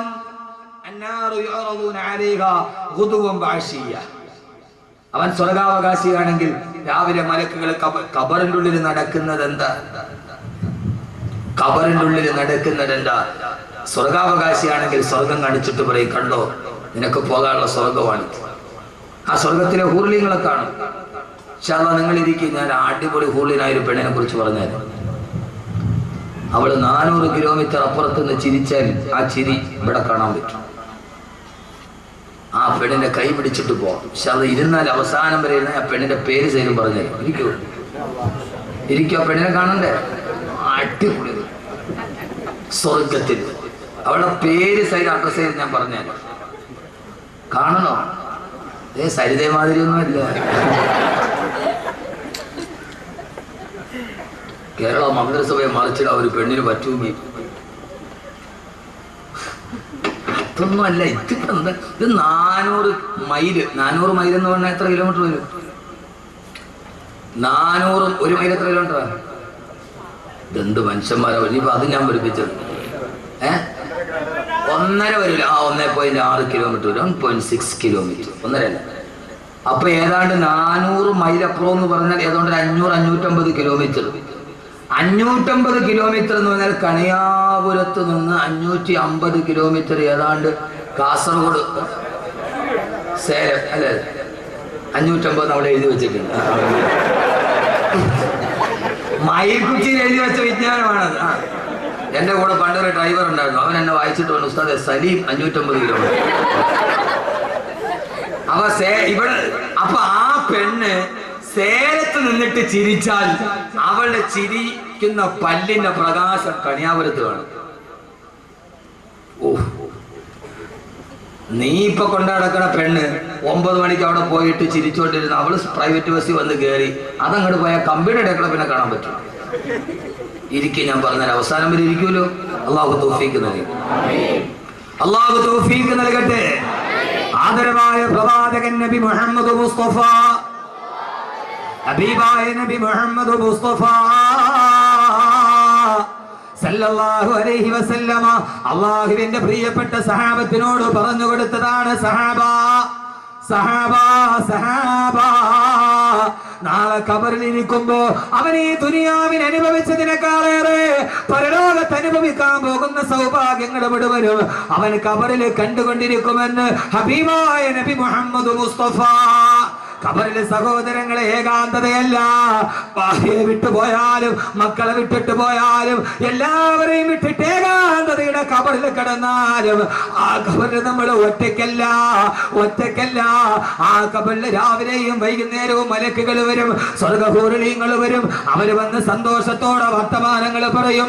പേടിക്കണ്ട, ഇനി നീ വരുമ്പോൾ നിനക്ക് അനുഭവിക്കാനുള്ള സ്വർഗമാണിതെന്ന് ആ ഫിറൗനിന്റെ പതനത്തിന്റെ കഥ പറയുമ്പോ അല്ലാഹുവിന്റെ വിശുദ്ധ ഖുർആൻ അല്ലാഹുവേ ആരുടെ മണ്ണില് മലന്ന് കിടക്കുമ്പോ ആ സമയത്ത് സ്വർഗത്തിന്റെ കാഴ്ച കണ്ട് ചിന്തിക്കാൻ റബ്ബേ നീ ഞങ്ങൾക്ക് അനുഗ്രഹം നൽകണേ തമ്പുരാനെ, ഞങ്ങൾക്ക് അനുഗ്രഹം നൽകണേ തമ്പുരാനെ, ഞങ്ങൾക്ക് അനുഗ്രഹം നൽകണേ തമ്പുരാനെ. അങ്ങനെ കാലാകാലം കിടക്കേണ്ടുന്ന ഖബറിൽ അങ്ങനെ കഴിയുമ്പോഴാണ്, കുറെ നാള് ഖബറിൽ കഴിയുമ്പോഴാണ്, ഖബറിലെ അനുഭവങ്ങളൊക്കെ ഞാൻ ധാരാളം പ്രസംഗിച്ചിട്ടുണ്ട്. അങ്ങനെ എല്ലാവരും മരിച്ച് ഏറ്റവും അവസാനം ലോകാവസാനമായി. അവസാനിച്ചു. ലോകാവസാനം കേൾക്കാത്ത ആരെങ്കിലും ഉണ്ടോ കൂട്ടത്തിൽ? ഇല്ലല്ല. അപ്പൊ ലോകാവസാനമൊക്കെ നന്നായിട്ട് പഠിച്ചില്ലേ? ലോകം അവസാനിച്ചു. എല്ലാവരും ഖബറിന്റെ ഉള്ളിൽ കിടക്കുക. എല്ലാവരും എന്ന് പറഞ്ഞ ഞാനും നിങ്ങളും അടക്കമുള്ള സർവ്വ ചരാചരങ്ങളും മണ്ണിന്റെ അടിയിൽ മലന്നടക്കുക. ലോകാവസാനമായി. ഏതാണ്ടൊക്കെ അടുത്ത് അമേരിക്ക സിറിയ ആക്രമിക്കാൻ തീരുമാനിച്ചിട്ട് പിന്തിരിഞ്ഞു എന്നാ പറയുക. ലോകാവസാനത്തിന്റെ 2 അടയാളങ്ങൾ ഏതാണ്ട് ഇപ്പൊ വക്കത്തെത്തി നിൽക്കും. ഒന്ന്, അമേരിക്ക സിറിയ ആക്രമിക്കണം. എന്നാലേ ലോകാവസാനത്തിന്റെ അടുത്ത അടയാളം വരുമ്പോ ഞാൻ പറയാം. ലോകാവസാനം പറയാൻ ബാക്കി വെച്ചത് ഞാൻ ആദ്യം പറയാത്ത പിന്നീട് പറയും. ഇനി അടുത്തൊരു കാസറ്റും കൂടെ ഞാൻ നടക്കുന്നുണ്ട്, ലോകാവസാനം പറയാൻ മറന്നുപോയത്. ബാക്കി വെച്ചതല്ല, പറയാൻ മറന്നുപോയത്. അങ്ങനെ കുറെ കിട്ടിയിട്ടുണ്ട്. എന്റെ പ്രിയപ്പെട്ട, ഒന്ന്, ലോകാവസാനത്തിന്റെ 2 അടയാളം നമ്മുടെ മുമ്പിൽ ഇപ്പൊ നിൽപ്പെടുന്നത്. ഒന്ന്, അമേരിക്ക സിറിയ ആക്രമിക്കണം. ആ ഒരു യുദ്ധം ഉണ്ടാവും. ഒന്നുകിൽ സിറിയ അല്ലെങ്കിൽ ഇറാൻ ഉണ്ടാവും, ഉറപ്പാണ്. 2, മോഡി ഇന്ത്യയുടെ പ്രധാനമന്ത്രി ആവരുതെന്നല്ല, നരേന്ദ്രമോദി ഇന്ത്യയുടെ പ്രധാനമന്ത്രി ആവണം. എന്നാലേ ലോകം അവസാനിക്കും. ഉക്രിമ റജുലു മഹാബത്ത ശരീഹി, ഒരാളെ, ഒരു നേതാവിനെ ഭയന്നിട്ട് അയാളെ ബഹുമാനിക്കാൻ നമ്മൾ നിർബന്ധിതരാവുക, അത് ലോകാവസാനത്തിന്റെ അടയാളമാണെന്ന് നബി മുഹമ്മദ് മുസ്തഫ. മോഡി ഇന്ത്യയുടെ പ്രധാനമന്ത്രി ആയി എന്ന് കരുതുക. അയാൾ നമ്മുടെ നാട്ടിൽ വന്നാൽ പ്രോട്ടോകോൾ അനുസരിച്ചിട്ട് ഇന്ത്യൻ പ്രൈം മിനിസ്റ്റർ എന്ന രീതിയിൽ അയാൾ ബഹുമാനിക്കാൻ നമ്മൾ ബാധ്യസ്ഥരാണ്, നിർബന്ധിതരാണ്. ലോകം കണ്ട, ഹിറ്റ്ലർ കഴിഞ്ഞാൽ ലോകം കണ്ട ഏറ്റവും വലിയ ക്രൂരനായ മനുഷ്യൻ നരേന്ദ്രമോദി. ഹിറ്റ്ലറിനേക്കാൾ വലിയ, ഹിറ്റ്ലറുടെ പ്രേതം ഇന്ത്യയിൽ വന്നതാണ് മോദി. ഹിറ്റ്ലറുടെ പ്രേതം ഇന്ത്യയിൽ വന്നതാണ് മോദി. ആ പ്രേതം കയറി കൂടിയ ശരീരമാണ് മോദിയുടെ ശരീരം. അയാൾ പ്രധാനമന്ത്രി ആയാലെ ലോകാവസാനത്തിന്റെ അടയാളം. അവിടെ നിങ്ങൾ പേടിക്കണ്ട, നമ്മൾ പറഞ്ഞിടത്തേക്ക് കാര്യങ്ങൾ വരികയാണ്. നമ്മൾ പറഞ്ഞിടത്തേക്ക് മോഡി പ്രധാനമന്ത്രിയായി നോക്കി ഇന്ത്യയിൽ മുസ്ലിമീങ്ങൾ ആരും കുറഞ്ഞു പോകില്ല. ഫിർഔനിന്റെ കൊട്ടാരത്തിൽ ജനിച്ചവനാണ് മൂസ, ആ മൂസയുടെ അനുയായികളാണ്. ഫിർഔന്റെ ജനിച്ച ഉടനെ തല കൊയ്യാൻ പോയവന്റെ കൊട്ടാരത്തിൽ ജനിച്ച കരീമുല്ലാഹി മൂസാ നബിയുടെ ദീനാണ് നമ്മുടെ ദീൻ. അപ്പൊ അതുകൊണ്ട് അക്കാര്യത്തിലൊന്നും ആരും പേടിക്കേണ്ട ഒരു കാര്യമില്ല. ലോകാവസാനം ഏതായാലും ഉറപ്പാണ്. ഒരടയാളമാണ് ഞാൻ പറഞ്ഞുതരാം. പറഞ്ഞോ? അത് പറയാൻ മറന്നുപോയാലും പറയണം, ഒന്നുകൂടി പറയണോ? അമേരിക്കയുടെ സർവ്വ സേനാ ക്യാമ്പുകളും സൈനിക ക്യാമ്പുകളും ടൈഗ്രീസിന്റെയും യൂഫ്രട്ടീസിന്റെയും തീരത്ത്. ഞാനത് അവനെ വെറുതെ പറഞ്ഞിട്ട് പോകാൻ വന്നതല്ല, വെറുതെ ചിരിച്ചു കളിച്ച് പോകാനാണെങ്കിലും ഓക്കെ. പക്ഷേ 2 മണിക്കൂർ കൊണ്ടൊരു മാറ്റം ഉണ്ടാവും. അമേരിക്കയുടെയും സഖ്യകക്ഷികളുടെയും സർവ്വ സൈനിക ക്യാമ്പുകളും യൂഫ്രട്ടീസ് നദിയുടെയും ടൈഗ്രീസ് നദിയുടെയും തീരത്താണ്. പെണ്ണാങ്കോല മനസ്സിലാവുന്നുണ്ടോ? എന്ത് യൂഫ്രട്ടീസ്?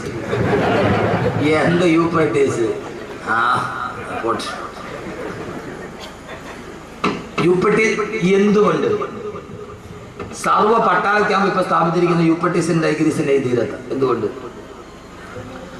ആദരവായ പ്രവാചകൻ നബി മുഹമ്മദ് മുസ്തഫ സല്ലല്ലാഹു അലൈഹി വസല്ലം പറഞ്ഞു, ലോകാവസാനം അടുത്തു കഴിയുമ്പോ ടൈഗ്രീസിന്റെയും യൂഫ്രട്ടീസിന്റെയും തീരങ്ങളിൽ ജിബാലും മിനർ റഹബി, സ്വർണ്ണത്തിന്റെ മലകൾ ഉയർന്നു വരുമെന്ന് നബി മുഹമ്മദ് മുസ്തഫ. ലോകാവസാനം അടുത്തു കഴിയുമ്പോ ടൈഗ്രീസിന്റെയും യൂഫ്രട്ടീസിന്റെയും തീരത്ത് ജിബാലും മിനർ റഹബി, സ്വർണ്ണത്തിന്റെ മലകൾ ഉയർന്നു വരുമെന്ന് നബി മുഹമ്മദ് മുസ്തഫ. ഈ സ്വർണ്ണമലയാണ് അമേരിക്കയുടെ ലക്ഷ്യം. മനസ്സിലായോ? സ്വർണ്ണമലയാണ് അമേരിക്ക ലക്ഷ്യം. അവിടെ ഒരൊറ്റ മുസ്ലിം രാഷ്ട്രത്തിന്റെ പട്ടാളക്കാകുമ്പോ ഇപ്പോൾ ഒരു മുസ്ലിം രാഷ്ട്രത്തിന്റെ പട്ടാളക്കാകുമ്പോ ഇപ്പൊ യൂഫ്രട്ടീസിന്റെ ടൈഗ്രീസിന്റെ തീരത്തുണ്ട്. ഏതോ വെള്ളിയാഴ്ച ജുമയ്ക്ക് വന്നവന് മണക്കാട് ഏതോ എന്റെ ജുമയ്ക്ക് പങ്കെടുക്കാം. അവിടെ ഇതൊക്കെ തന്നെ പറയണം. തുർക്കി എന്തുകൊണ്ട് ലോകാവസാനം എടുക്കുമ്പോൾ തുർക്കി ഇസ്ലാമിന്റെ എതിർപക്ഷത്താണ്. യുക്കാത്തുൽ മുസ്ലിമൂന ലിൽ അത്റാഖ്, തുർക്കികളോട് മുസ്ലിമീങ്ങൾ യുദ്ധം ചെയ്യുന്നത് വരെ ലോകം അവസാനിക്കില്ലെന്ന് നബി മുഹമ്മദ് മുസ്തഫ. അപ്പൊ തുർക്കി ലോകാവസാനം എടുക്കുമ്പോൾ നമ്മുടെ എതിർപക്ഷത്ത് വരണം. അതുകൊണ്ട് തുർക്കി ഇപ്പോഴവിടെ പടലക്കാൻ പറ്റും. നിങ്ങളൊന്ന് ആലോചിച്ചു നോക്കും മനുഷ്യന്മാരെ. ഇനിയിപ്പോ ലോകം അവസാനിക്കില്ല എന്ന് ഒരാൾ പറഞ്ഞാൽ അവളേക്കാൾ വലിയ പച്ചപ്പൊട്ടി വരാനാണ്. ലോകാവസാനം എത്തിക്കഴിഞ്ഞാൽ ചിന്തിച്ചു കൊള്ളുക. ഇസ്രാഫീൽ അലൈഹിസ്സലാത്തു വസ്സലാം ഫൈദാ നുഫിഖ ഫിസ്സൂരി ഫസൈക മൻ ഫിസ്സമാവാതി വമൻ ഫിൽ അർളി ഇല്ലാ മൻ ശാ അല്ലാഹ്. ഈ ലോകത്തുള്ള എല്ലാ സർവ്വചരാചരങ്ങളും കുല്ലുമൻ അലൈഹാ ഫാൻ വയബ്കാ വജ്ഹു റബ്ബിക ദുൽ ജലാലി വൽ ഇക്റാം. എല്ലാം തകർന്ന് തരിപ്പണമായി പടച്ചറപ്പ് മാത്രം ബാക്കിയായി. പറയാൻ സമയമേറെയില്ല. അവസാനം ഇസ്രാഫീലിനോട് അല്ലാഹു പറയും, ഇസ്രാഫീലേ തുമ്മ നുഫിഖ ഫീഹി ഉഖറാ, ഒന്നുകൂടി സൂറന്ന കാഹളത്തിൽ ഊതുക. ഇസ്രാഫീൽ അലൈഹിസ്സലാത്തു വസ്സലാം രണ്ടാമത് സൂറന്ന കാഹളത്തിൽ ഊതുമ്പോ ആ സമയത്ത് 4 മലക്കുകൾ എഴുന്നേൽക്കുമെന്ന് ആദരവായ പ്രവാചകൻ നബി മുഹമ്മദ് മുസ്തഫ. ജീവിതത്തിന്റെ തുടക്കം ഇതാണ്. രണ്ടാമത് ഇസ്രാഫീൽ അലൈഹിസ്സലാത്തു വസ്സലാം സൂറന്ന കാഹളത്തിൽ ഊതി കഴിയുമ്പോ 4 മലക്കുകളുടെ മരണത്തോടെ അവസാനിച്ച ജീവിതം തുടങ്ങാൻ പോവുകയാണ്. ആ സമയത്ത് എഴുന്നേറ്റ് 4 മലക്കുകൾ ചോദിക്കും, അല്ലാഹുവേ അല്ലാഹുവേ അല്ലാഹുവേ, പരലോകം തുടങ്ങി. അല്ലാഹുവേ എവിടെയാണ്? അല്ലാഹുവേ ഐനൻ നബിയുൽ മുസ്തഫ,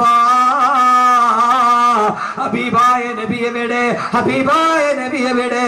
ഈ ലോകം ഒടുങ്ങിയാലും ആദ്യത്തെ അന്വേഷണം എവിടെയെന്നറിയോ? മദീനയുടെ റൗളയുടെ നായകൻ എവിടെ?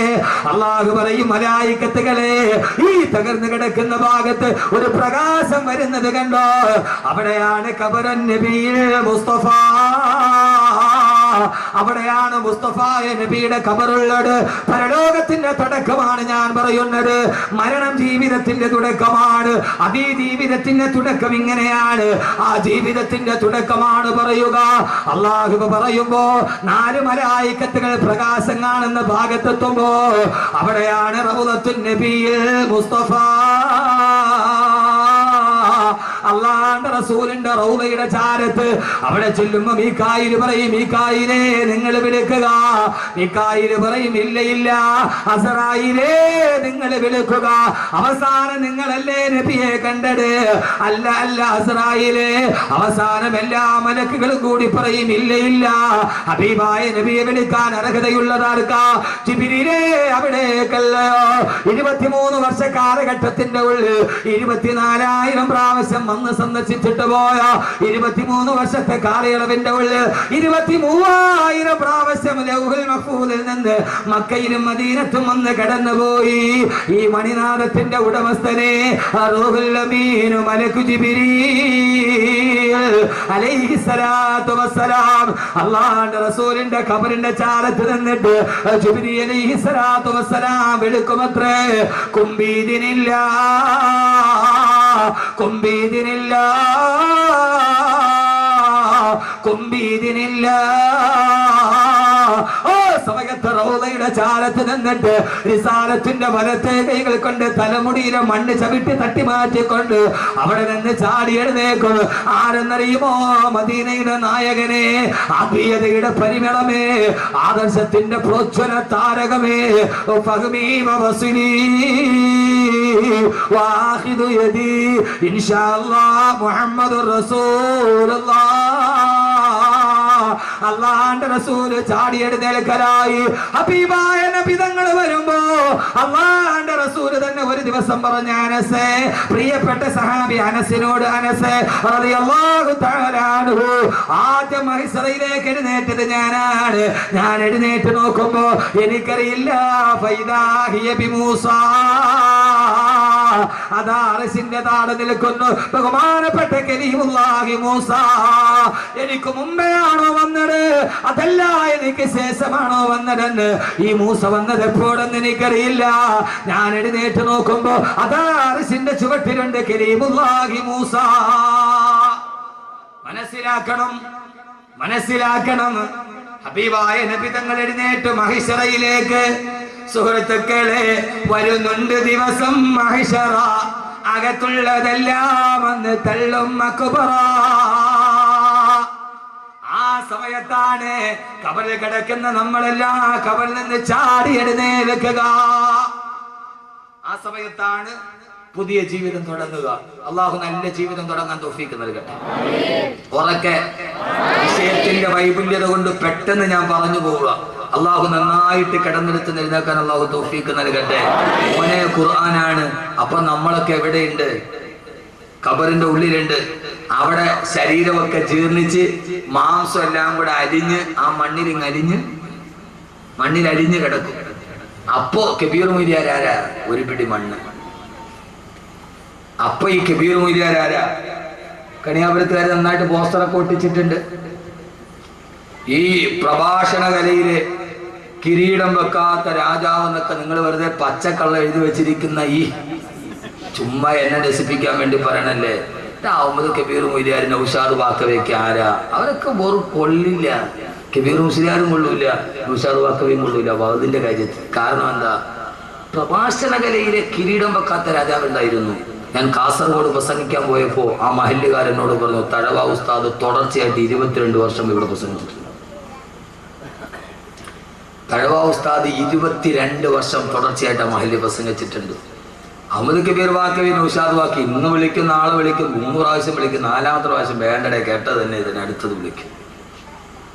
ഇതൊന്നും അല്ല മനുഷ്യന്മാരെ. ഇതിപ്പോ എന്തോ അള്ളാഹുവിന്റെ തൗഫീഖ് കൊണ്ട് നാക്കുകൊണ്ട് അങ്ങനെ പോയതാ. ഞാൻ പലപ്പോഴും ആളുകൾ എന്നോട് കാണിക്കുന്ന വല്ലാത്തൊരു സ്നേഹം കാണുമ്പോൾ ഞാൻ പലപ്പോഴും ചിന്തിക്കാറുണ്ട്, പടച്ചോനെ ഞാൻ എത്ര ചെറുതാണ്. ഞാൻ മലപ്പുറത്ത് വാത് പറയുമ്പോൾ ഒരു ചെറുപ്പക്കാർ ഭയങ്കര തിരക്കാണ്. അവിടുത്തെ കാര്യങ്ങളെ പുസ്തകന്മാർക്കറിയാം. ഒരു 50,000 പേരില്ലാത്ത സദസ്സൊന്നും 2 പേരെ സദസ്സിലില്ല. അപ്പൊ അവിടെ ഞാൻ ഭയങ്കര തിരക്ക്. ഒരു ചെറുപ്പക്കാരൻ, നല്ല ഡ്രസ്സ് ചെയ്തൊരു ചെറുപ്പക്കാരൻ എൻ്റെ അടുക്കൽ വന്ന് ഇങ്ങനെ നിന്നു കുറേ നേരം. ഞാൻ അവസാനം ഒന്നും മിണ്ടുന്നില്ല. എല്ലാവരും മുസാഫത്ത് ചെയ്യുന്ന തിരക്ക്. ഞാൻ അവനോട് ചോദിച്ചു, മോനെ നല്ല സുമുഖനായ ചെറുപ്പക്കാരൻ. ഞാൻ ചോദിച്ചു, മോനെ എന്താ? അവൻ എന്നോട് ഉസ്താദെ ഞാൻ ഉസ്താദിനെ ഒന്ന് തൊട്ടോട്ടെ.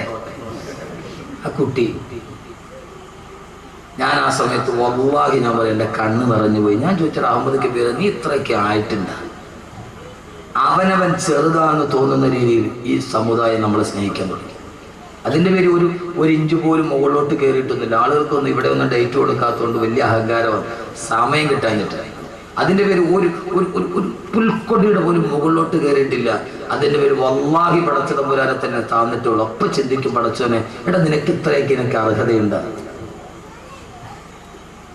അബൂബക്കർ റളിയല്ലാഹു അൻഹുവിനെ എല്ലാവരും സ്തുതിക്കുമ്പോൾ അബൂബക്കർ ഖാൻ പടച്ചവനെ എല്ലാവരും എന്നെ വലിയ മഹാനായിട്ട് കാണുകയാണ്. അല്ലാഹുമ്മ ഗ്ഫിർലി മാ ലാ യഅലമൂൻ. പടച്ചവനെ അവരറിയാത്ത തെറ്റെനിക്കുണ്ട്, നീ അതെനിക്ക് പുറത്തു താ അല്ലാഹുവേ എന്ന് അബൂബക്കർ റളിയല്ലാഹു തആല ദുആ ചെയ്തു. വജഅലി ഖൈറൻ മിമ്മാ യദുന്നൂൻ. അവരെന്നെ ആദരിക്കുന്നതിനേക്കാളേറെ നിന്റെ മുമ്പിൽ എന്നെ ആദരിക്കണേ അല്ലാഹുവേ എന്ന് ദുആ ചെയ്യുമായിരുന്നു സയ്യിദുനാ അബൂബക്കർ സിദ്ദീഖ് റളിയല്ലാഹു അൻഹു. 22 വർഷം മുടങ്ങാതെ വാദ് പറഞ്ഞ മനുഷ്യൻ. ആ മനുഷ്യൻ, എന്റെ പ്രിയപ്പെട്ട സഹോദരങ്ങളെ, ആരാണെങ്കിലും അവൻ അന്ന് ഖബറിന്റെ ഉള്ളിൽ ഒരു പിടി മണ്ണാണ്. എത്ര സൗന്ദര്യമുള്ളവൾ, എത്ര കറുത്തവളും വെളുത്തവളും ഒക്കെ മണ്ണിന്റെ അടിയിൽ പോയ ഒരു പിടി. മീകായിൽ അലൈഹിസ്സലാത്തു വസ്സലാം മഴ പെയ്തു. ആ മഴവെള്ളം വന്ന് ഈ നമ്മുടെ ശരീരം ഇപ്പൊ ഞാൻ വിളിച്ച് ലേലം ചെയ്ത് കൊടുക്കും. അതവിടെ ഇപ്പൊ ഞാൻ ലേലം ചെയ്ത് കൊടുക്കും.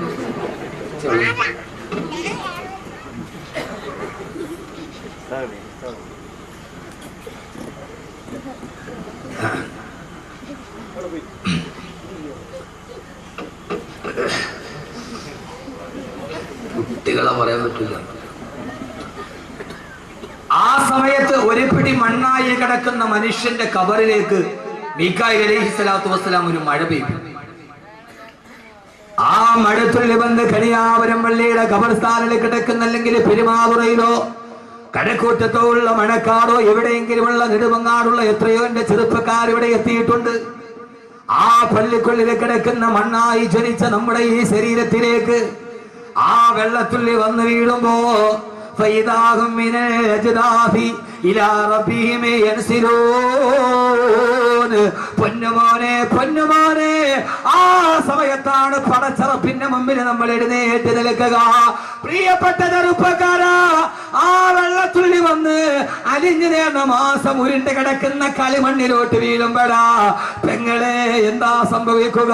ഫൈദാഹും മിനൽ അജ്ദാഫി ഇലാ റബ്ബിഹിം യൻസിലൂൻ. ആകാശത്തിന്റെ തമ്പുരാന്റെ, ഭൂമിയുടെ തമ്പുരാന്റെ മുമ്പിലേക്ക് എഴുന്നേൽക്കുകയാണ്. എങ്ങനെയാണ് എഴുന്നേൽക്കുക? അവനവന്റെ ശരീരത്തിലെ മണ്ണുകൾ തട്ടിമാറ്റിക്കൊണ്ട് എങ്ങനെയാണ് അവൻ ജീവിച്ചിരുന്നത്, അതേ രൂപത്തോട് ഭാവത്തോട് അവൻ ഖബറിലേക്ക് എഴുന്നേൽക്കുമെന്ന് വിശുദ്ധ ഖുർആൻ. എങ്ങനെയാ എഴുന്നേൽക്കുന്നത്? എങ്ങനെയാ? സത്യവിശ്വാസികളാണെങ്കിൽ, അല്ലാഹുവിനെ അനുസരിച്ച് ജീവിച്ചവരാണെങ്കിൽ, പടച്ചറപ്പിനെ ഭയന്ന് ജീവിച്ചവരാണെങ്കിൽ അവനവന്റെ കുടിമാടത്തിൽ എഴുന്നേൽക്കുമ്പോൾ അവൻ വിളിച്ചു പറയും, അൽഹംദുലില്ലാഹ്, അൽഹംദുലില്ലാഹ്, അൽഹംദുലില്ലാഹ്. അവനവന്റെ ഖബറിൽ എഴുന്നേൽക്കുമ്പോ അവൻ എഴുന്നേൽക്കുന്നത് അൽഹംദുലില്ലാഹ്. ഞാൻ പറഞ്ഞതല്ല, യൗമ യദ്ഉകും ഫതസ്തജീബൂന ബിഹംദിഹി വതദുന്നൂന ഇല്ലബിസ്തും ഇല്ലാ ഖലീലാ.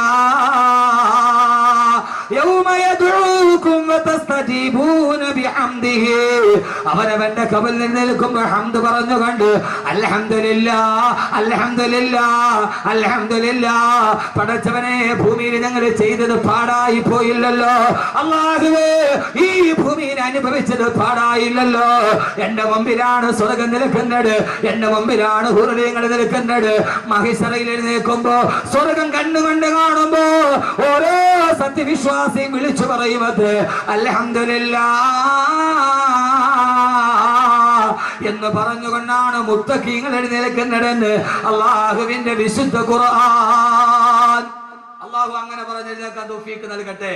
അവനവന്റെ ആരാ മോനെ മുത്തഖി ആരാ വലിയവനാരാ? അഹമ്മദ് കബീർ വലിയവനാകേണ്ടത് എപ്പോഴെന്നറിയാം അപ്പോഴാണ് അവനവന്റെ കുഴിമാടത്തിൽ എഴുന്നേൽക്കുമ്പോ ആഖിറത്തിലേക്ക് എഴുന്നേൽക്കുമ്പോ അൽഹംദുലില്ലാഹ് സർവസ്തുതിയും അല്ലാഹുവേ നിനക്ക്. എന്റെ ഒന്നും പാടായില്ല അല്ലാഹുവേ. ഞാൻ പറഞ്ഞ പ്രസംഗം, ഞാൻ പഠിച്ച ഖുർആൻ, ഞാൻ ചെയ്ത സദഖ, ഞാൻ കേട്ട വാഴ് ഒന്നും എനിക്ക് പാടായില്ല അല്ലാഹുവേ. ഈ 2.5 മണിക്കൂർ ഇവിടെ ഇരുന്നത് പാടായിട്ടില്ല.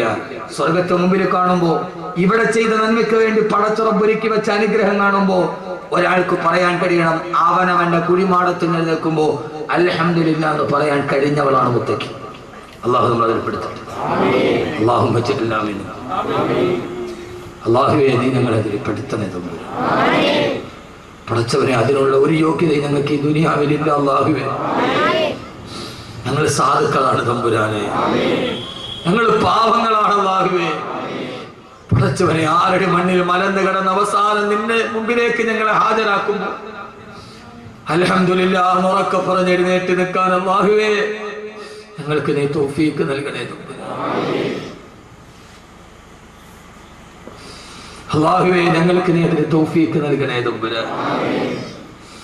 അതല്ല അവൻ ദുർമാർഗിയാണെങ്കിൽ, അവനെ നാട്ടിൽ ചമ്മാടിയെ പോലെ ജീവിച്ചവനാണെങ്കിൽ, അവളെ ഹറാമ് ചെയ്തവളാണെങ്കിൽ, അവളെ ചീട്ട് കളിച്ചവളാണെങ്കിൽ, അവളെ പലിശ മേടിച്ചവനാണെങ്കിൽ, അവൻ മദ്യപാനിയാണെങ്കിൽ കാലോ യാ വൈലനാ മംബാതനാ മിമർകദിനാ അദാമാ വഅദർ റഹ്മാനു വസദകൽ മുർസലൂൻ.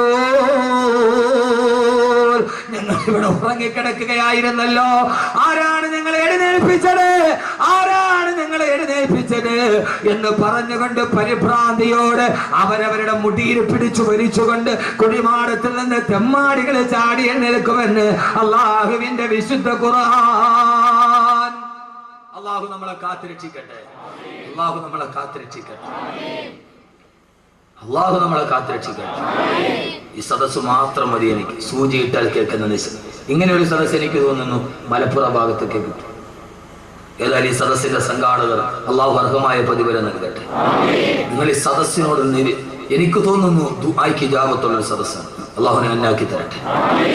കാരണം അങ്ങനെ സൂചിയിട്ടാൽ കേൾക്കുന്ന ഒരു നിശബ്ദതയിൽ ഒരു വഅദിന്റെ സദസ്സ്, ഇതൊരു ഗാനമേളയല്ല, ഇതൊരു ആസ്വാദനത്തിന്റെ ഒന്നുമല്ല, ഇതൊരു റൊമാൻറ്റിക് ഭാവനയല്ല, ഇതൊരു വിഷ്വലൈസ്ഡായി കാണാൻ പറ്റുന്ന ഒരു പിക്ചറൈസേഷൻ ഇല്ല ഇതിന് ചിത്രീകരണമില്ല. ഇതൊരു മനുഷ്യന്റെ വാക്കാണ്. അത് കേൾക്കാൻ പ്രായഭേദമെന്നെ ഇത്രയും വലിയൊരു സദസ്സുണ്ടെങ്കിൽ അള്ളാഹു നമ്മളെ സ്വീകരിക്കും, ഉറപ്പാണ്. അള്ളാഹുനാക്കി തരട്ടെ. അള്ളാഹുനാക്കി തരട്ടെ. അള്ളാഹു നല്ല മുത്തഖീങ്ങളായി. ഞാൻ കുറെ നാളുകൾക്ക് ശേഷമാണ് നമ്മുടെ ഈ തിരുവനന്തപുരം ഭാഗത്ത് ഇത്രയും അച്ചടക്കമുള്ള ഒരു സദസ്സിൽ ഭാഗത്ത്. അത് ഈ മണ്ണിന്റെ പൈതൃകം അള്ളാഹു നിലനിർത്തി തരട്ടെ. അൽഹംദുലില്ലാഹ് എന്ന് പറഞ്ഞ് എഴുന്നേറ്റ് നിൽക്കും. അപ്പോഴാണ് നമ്മൾ പെട്ടെന്ന് പറയുക, വളരെ പെട്ടെന്ന് എഴുന്നേറ്റു. ജീവിതത്തിന്റെ തുടക്കമാണ്. എഴുന്നേറ്റു.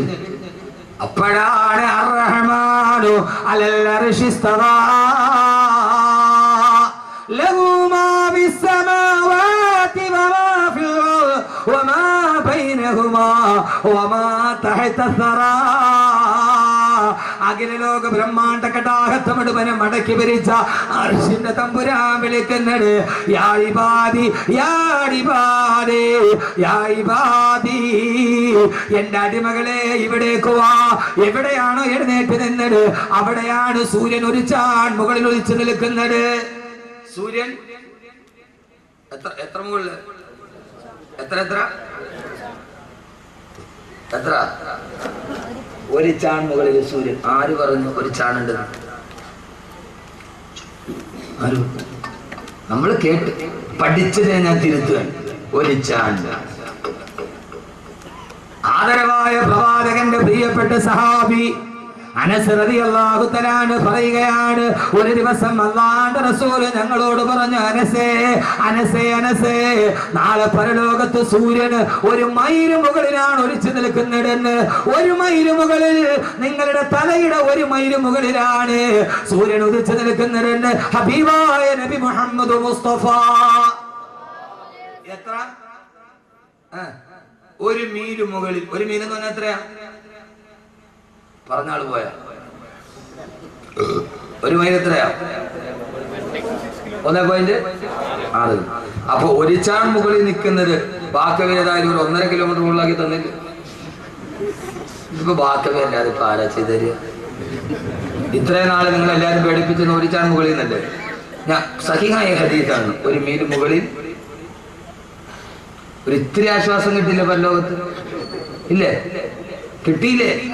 എന്താ മനുഷ്യന്മാരെ നിങ്ങൾ ഇങ്ങനെ ഫ്രീസറിൽ വെച്ച ബ്ലോക്ക് ഇരിക്കണ കിട്ടിയില്ലേ?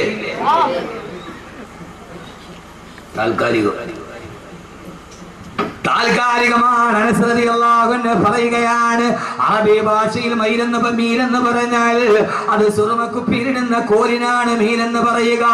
ഒരു ചാണ് പോലുമില്ല, സുറുമക്കുപ്പിയിലെ കോലിന് മാത്രം ഉയരത്തിലാണ്, ഒരു ചൂണ്ട് വിരലിന്റെ വലിപ്പം പോലും ഇല്ലാത്ത മീലെന്ന് പറഞ്ഞാൽ 1.5 കിലോമീറ്റർ എന്നല്ല, സുറുമക്കുപ്പിയിലിടുന്ന കോലിനാണ് മീലെന്ന് പറയുക.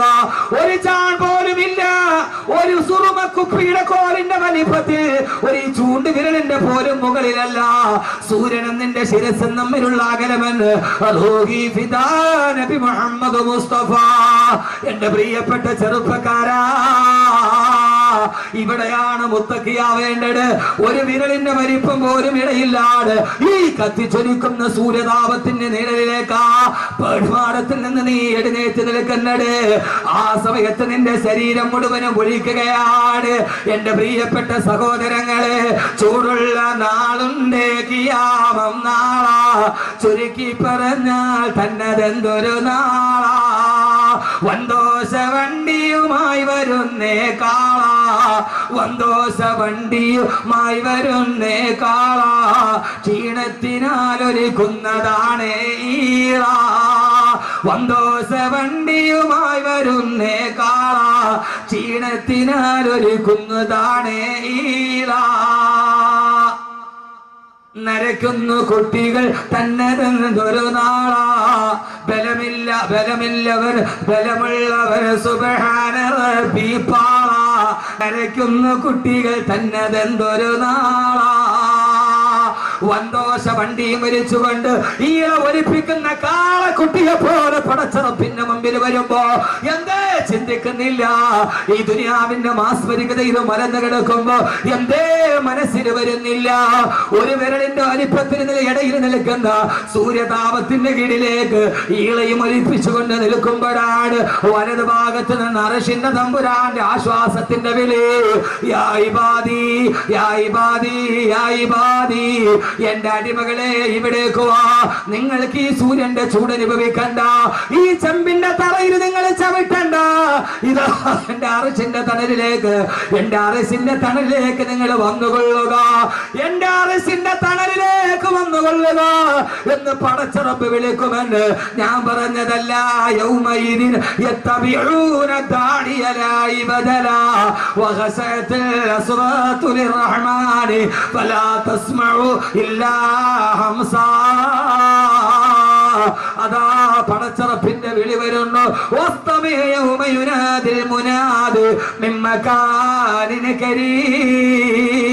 സൂറത്തുൽ കാഫാണ്. തൊട്ടടുത്ത സ്ഥലത്ത് നിന്ന് വിളി വരികയാണ്, എന്റെ അടിമകളെ ഇവിടേക്ക് വരിക. ആ സമയത്ത് അല്ലാഹുവിന്റെ അടിമകൾ എഴുന്നേറ്റ് നടക്കും പടച്ചറപ്പിന്റെ അർശിന്റെ തണലിലേക്ക്. അവർക്ക് ഹിസാബില്ല, അവർക്ക് സിറാത്തില്ല, അവർക്ക് മീസാനില്ല, അവർക്ക് യാതൊരുവിധ പാരവശ്യതകളില്ല. അവരുടെ ജീവിതത്തിന്റെ തുടക്കം തന്നെ ശുഭകരമാണ്. അവരുടെ ജീവിതത്തിന്റെ തുടക്കം തന്നെ ശുഭകരമാണ്. ജീവിതത്തിന്റെ തുടക്കം ശുഭമാകാൻ കാഡ്ബറീസ് കഴിച്ചിട്ട് കാര്യമില്ല, ചന്ദനത്തിരി കത്തിച്ചിട്ട് കരുതിയിട്ട് കാര്യമില്ല. തുടക്കം ശുഭമാകണമെങ്കിൽ പരലോകത്ത് എഴുന്നേൽക്കുമ്പോഴേ പടച്ചറപ്പ് വിളിക്കണ്ടേ? ചെറുപ്പക്കാരികളെ, യായിപാടി എന്റെ അടിമകളെ, എന്റെ അറസിന്റെ ചുവട്ടിലോട്ട് കടന്നു വരിക. ആ സമയത്ത് സ്വർഗത്തിന്റെ മുമ്പിലേക്ക്, അറസിന്റെ തണലിലേക്ക് മുത്തഖീങ്ങളായ മനുഷ്യർ കൂട്ടത്തോടെ പോകുമെന്ന് വിശുദ്ധ ഖുർആൻ. യൗമ നഹ്ശുറുൽ മുത്തഖീന ഇലർ റഹ്മാനി വഫദാ. മുത്തഖീങ്ങൾ കൂട്ടം കൂട്ടമായി പടച്ചറപ്പിന്റെ അറസിന്റെ ചുവട്ടിലേക്ക് നടന്നു പോകുമത്രേ. അല്ലാഹു നമ്മൾ അതിൽ പെടുത്തട്ടെ. അല്ലാഹു നമ്മൾ അതിൽ പെടുത്തട്ടെ. അതിന് മാത്രമല്ല, ഇങ്ങനെ പറയുന്നവരിലും ഇങ്ങോട്ട് നോക്ക്, തമാശ കൂടുതൽ ഒഴിവാക്കുകയാണ്. വിഷയത്തിന്റെ ഗൗരവം കണ്ട് ഇതാണ് ഏറ്റവും വലുത്. ആഖിറത്ത് ഏറ്റവും വലിയ വാക്കിതാണ്. അല്ലാഹു പറയാൻ തൗഫീഖ് നൽകട്ടെ. ഏത് വാക്ക്? ഇത് ഖുർആനാണ്, അഹമ്മദ് കബീറിന്റെ വാക്കല്ല. ഇത് അവൻ കാണാതെ പഠിച്ച ഖുർആൻ പറയുന്നതാണ്. ഇത് പറയലാണ്. ഈ ഇരിക്കുന്ന ഒരു 10,000 ആളുകളുണ്ടാവും. ഈ ഇരിക്കുന്നവരിൽ ഏറ്റവും ഭാഗ്യവാൻ ഞാനല്ല. അൻവരിയാകണമെന്നില്ല, വാക്കവിയാകണമെന്നില്ല. ഈ ഇരിക്കുന്നവരിൽ ഏറ്റവും ഭാഗ്യവാൻ, ഈ ഭൂമിയിൽ ജീവിക്കുന്നവരിൽ ഏറ്റവും ഭാഗ്യവാൻ ഈ വാക്ക് പറയാൻ കഴിയുന്നവരാണ്. അർശിന്റെ തമ്പുരാൻ വിളിക്കുമ്പോൾ മുത്തഖീങ്ങൾ കൂട്ടത്തോടെയാണ് പോകുന്നത്. മുത്തഖീന ഞാൻ പറയുന്ന ഖുർആനാണ്. ഇല റഹ്മാനി വഫദ, വഫദുകളായി, കൂട്ടങ്ങളായി. ഞാൻ ഇങ്ങോട്ട് വരുമ്പോ നെടുമങ്ങാട് നിവാദക്കാൻ ഇവിടെ എത്തിയവരുണ്ട്, അങ്ങനെ തന്നെ മണക്കാട് നിന്ന് വന്നവരുണ്ട്, കൊല്ലത്ത് നിന്ന് എത്തിയവരുണ്ട്. കൂട്ടം കൂട്ടമായി വന്ന ചെറുപ്പക്കാരെ അള്ളാഹു കൂട്ടത്തോടെ സ്വർഗത്തിലേക്ക് നടക്കാനും അള്ളാഹു കാരണം നൽകി. അള്ളാഹു നൽകി അനുഗ്രഹിക്കട്ടെ. അള്ളാഹു നൽകി അനുഗ്രഹിക്കട്ടെ. ഈ വരടിന്റെ വലിപ്പ്, അകരത്തിൽ സൂര്യൻ ഉദിച്ചു നിൽക്കുന്നു.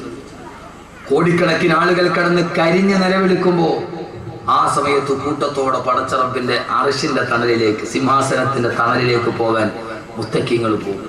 ഇങ്ങനെ പോകുമ്പോ അഹമ്മദ് കബീർ ബാക്കവിയുണ്ട്, അള്ളാഹുനാക്കി തരട്ടെ. അൻവരിയുണ്ട്, പാട്ടെഴുതിയ വാഫിയുണ്ട്. ഇവിടുത്തെ ഉസ്താദന്മാരും ഈ ഇരിക്കുന്ന നമ്മളെല്ലാവരും ഉണ്ട് എന്ന് കരുതുക. അള്ളാഹു ആശ അങ്ങനെ ആക്കി തരട്ടെ. ഞാനും നിങ്ങളും ഒക്കെയുണ്ട്. കൂട്ടത്തോടെ പോകുമ്പോ ഈ കൂട്ടത്തിൽ ഒരാൾ ചോദിക്കും, ബാക്കവി ഉസ്താദെ എന്തേ? അള്ളാഹു നമ്മളതിൽ പെടുത്തട്ടെ. അള്ളാഹു നമ്മളതിൽ പെടുത്തട്ടെ. ഒരാൾ ചോദിക്കുമ്പോ ഉസ്താദെ, മരിച്ചിട്ട് ഖബറിൽ അധിക നാളൊന്നും നമ്മൾ കിടന്നില്ലല്ലോ, മരിച്ച ഉടനെ നമ്മൾ മഹിശറയിലെത്തിയത്. ഞാൻ ഈ ആയ തോന്നിയിട്ട് കരഞ്ഞു പോയിട്ട്, ഈ വിജ്ഞാനം പഠിക്കും. പിന്നെ ചെറുപ്പക്കാർ ഈ വിജ്ഞാനം പഠിക്കും. നിങ്ങൾക്ക് ദുനിയാവിൽ എന്ത് നിങ്ങളുടെ കയ്യിലുണ്ടായിക്കൊള്ളട്ടെ, എന്ത് കോടികൾ നിങ്ങളുടെ കയ്യിലുണ്ടായിക്കൊള്ളട്ടെ, പക്ഷെ ഈ വിജ്ഞാനം നിങ്ങൾ കളയരുത്. ഈ വിജ്ഞാനം നിങ്ങൾ കളയരുത്. ഇതെന്തൊരു വാക്കായത്, ഇതെന്തൊരു വാക്കായത്. അർശിന്റെ തണലിലോട്ട് നടന്നു ഖബറിൽ നിന്ന് എഴുന്നേറ്റ ഉടനെ അർശിന്റെ തണലിലോട്ട് നടന്നു പോകുമ്പോ ആ സമയത്ത് കൂടെയുള്ളവരോട് ചോദിക്കും, ആ പള്ളിക്കാട്ടിലെ 6 അടി മണ്ണിന്റെ ഉള്ളിൽ അധിക നാളൊന്നും നമ്മൾ കിടന്നില്ലല്ലോ.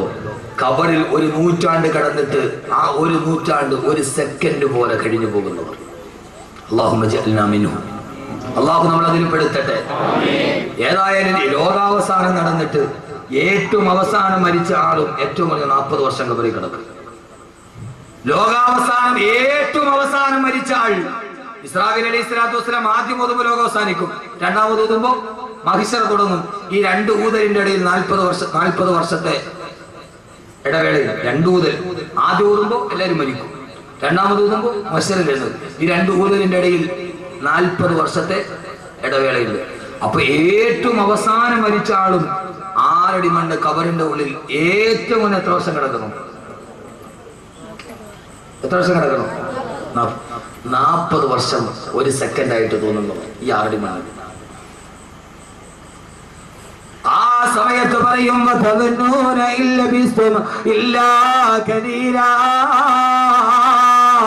ആരുടെ മണ്ണിൽ കൊണ്ടുപോയി നമ്മളെ വെച്ചിട്ട് അതിന്റെ ഉള്ളിൽ മണ്ണ് വാരിയിട്ട് എല്ലാവരും തിരിച്ചുപോയി. ഒരു 100 വർഷം കണിയാപുരം പള്ളിയുടെ കബർസ്ഥാനിൽ കിടന്നാലും ആ കിടന്ന സമയം ഒരു സെക്കൻഡ് പോലെ കഴിഞ്ഞു പോകുന്നവർ നാളെ പരലോകത്തത് പറഞ്ഞുകൊണ്ട് സ്വർഗത്തിന്റെ അടിയിലേക്ക് നടന്നു പോകുന്നവർ അല്ലാഹുവേ അല്ലാഹുവേ അല്ലാഹുവേ ഞങ്ങളെ നീ എതിരെപ്പെടുത്തണേ അല്ലാ. സഹോദരങ്ങളെ, ചിന്തിക്കാത്തതെന്താ? ആ മരണം അടുത്തു വരുമ്പോ ചിന്തിക്കാത്തതെന്താ? അങ്ങനെ ഒരാളായി നമ്മളെ സ്വീകരിക്കാൻ അല്ലാഹുവേ നീ ഞങ്ങൾക്ക് തൗഫീക്ക് നൽകണേ തമ്പുരാനെ, തൗഫീക്ക് നൽകണേ തമ്പുരാനെ. കഴിഞ്ഞ ദിവസം പെരിന്തൽമണ്ണയിൽ തേലക്കാടടുത്ത് അപകടം നടന്നു. ആ അപകടം നടക്കുന്ന സമയത്ത് ഞാൻ കണ്ണൂരേക്ക് യാത്ര ചെയ്യുകയാണ്. തേലക്കാടുള്ള പ്രവർത്തകരന്റെ ഫോണിൽ വിളിച്ചിട്ട് പറഞ്ഞു, ഉസ്താദേ ജുമാ നമസ്കാരം കഴിഞ്ഞിട്ട് ഞാൻ കണ്ണൂരേക്കുള്ള യാത്രയിലാണ്. ഉസ്താദേ തേലക്കാട് അപകടം നടന്ന സ്ഥലമേടെന്നറിയോ? 13 പെൺകുട്ടികളും ആൺകുട്ടികളും പിടഞ്ഞു മരിച്ച മിനിങ്ങാനത്തെ അപകടമില്ലേ? വെള്ളിയാഴ്ചയിൽ അപകടം നടന്ന സ്ഥലത്ത് 3 മാസം മുമ്പ് ഞാൻ ഇവിടെ പ്രസംഗിച്ചതാണ്. ആ പ്രസംഗിച്ച ഗ്രൗണ്ടിന്റെ മുമ്പിലാണ് വണ്ടി പോയി തലകീടായി മറിയുന്നത്. അവിടെ വെച്ചിട്ട് ഞാൻ ചോദിച്ചതാണ്, ഈ മണ്ണിൽ നിന്ന് മരിച്ചു വീടില്ലെന്ന് ആർക്കാ ഉറപ്പുള്ളത്? സഹോദരങ്ങളെ, മിനി ബസ് പാഞ്ഞു വരുമ്പോ അത് 2 സുഹൃത്തിനെ വിളിച്ചിട്ട് പറഞ്ഞു, ഉസ്താദേ സുബഹാ നമസ്കാരം കഴിഞ്ഞിറങ്ങുമ്പോ പാഞ്ഞു വന്ന മിനി ബസ് മരത്തിലേക്ക് വന്നിടിച്ചിട്ട് തകർന്നു പോയി. ആളുകളെല്ലാവരും കൂടി ഓടി വരുമ്പോ മനുഷ്യരെ പുറത്തെടുക്കാൻ കഴിയുന്നില്ല. തൊട്ടടുത്ത് ജോലി ചെയ്ത 2 JCB വിളിച്ചു കൊണ്ടുവന്നിട്ട് തകിട് മുഴുവനും പുറത്തെടുക്കുമ്പോ അതിന്റെ ഉള്ളിൽ കിടന്നിട്ട് 15 വയസ്സുള്ള പൊന്നുമോള് നിലവിളിക്കുകയാണ്. കയ്യിൽ പിടിച്ചു വലിച്ചെടുക്കാൻ പറ്റുന്നില്ല. അവളുടെ അരക്കത്തിന് താഴ്ഭാഗത്തേക്ക് ബസിന്റെ ഉള്ളിൽ അവശിഷ്ടത്തിന് കുടുങ്ങിക്കിടക്കുകയാ.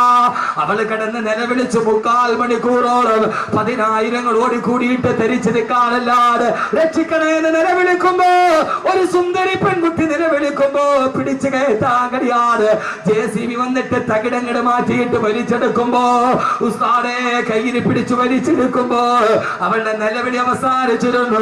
വലിച്ചെടുത്തപ്പോ അവളുടെ അരക്ക് മുകളിലോട്ടുള്ള ഭാഗമാണ് വന്നത്, അതിനപ്പുറത്തേക്കുള്ള ഭാഗമില്ല. ബസിന്റെ തകിടിന്റെ ഉള്ളിൽ പെട്ടിട്ട് അരയുടെ ഭാഗത്ത് വെച്ചിട്ട് 2ആയിട്ട് മുറിഞ്ഞു പോയ 15 വയസ്സുള്ള പൊന്നുമോളുടെ 3/4 മണിക്കൂർ മുമ്പ് സ്വപ്നം കണ്ട് നടന്നു പോയവേ അവൾ അതിന്റെ ഇടയിൽ 2 കഷണമായിട്ട് ചിതറിത്തെറിക്കുമ്പോ എന്തേ സഹോദരങ്ങളെ, പൊട്ടിച്ചിരിച്ചും കൊണ്ടു നീ നടക്കുന്നു. കബറിൽ കടയിൽ കഫൻ തുണി നിന്നെയും നോക്കുന്നു.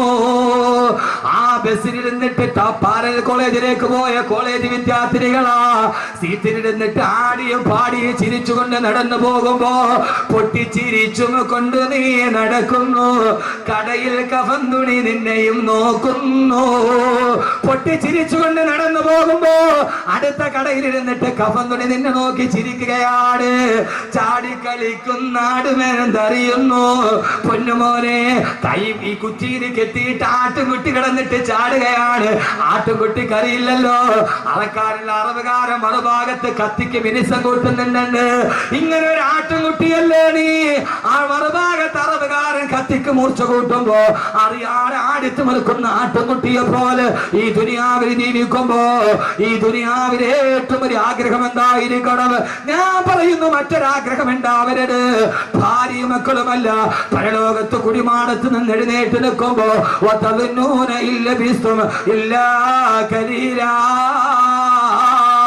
അല്ലാഹുവേ അല്ലാഹുവേ അല്ലാഹുവേ, ഈ ഖബറിന്റെ ഉള്ളിൽ നൂറ്റാണ്ടുകളെ കിടക്കേണ്ടി വന്ന ഒരു സെക്കൻഡ് പോലെ കഴിഞ്ഞു പോകുന്ന സുഖകരമായ ജീവിതം അത് കൊതിക്കാത്തവരാരാവുള്ളത്? അല്ലാഹു തൗഫീഖ് നൽകി അനുഗ്രഹിക്കുമാറാകട്ടെ. ഈ ദുനിയാവിൽ എല്ലാം അല്ല തന്നിട്ടുണ്ട്. വീട് തന്നിട്ടുണ്ട്, ബിസിനസ് തന്നിട്ടുണ്ട്, പണം തന്നിട്ടുണ്ട്, മക്കളെ തന്നിട്ടുണ്ട്, ഭാര്യയെ തന്നിട്ടുണ്ട്.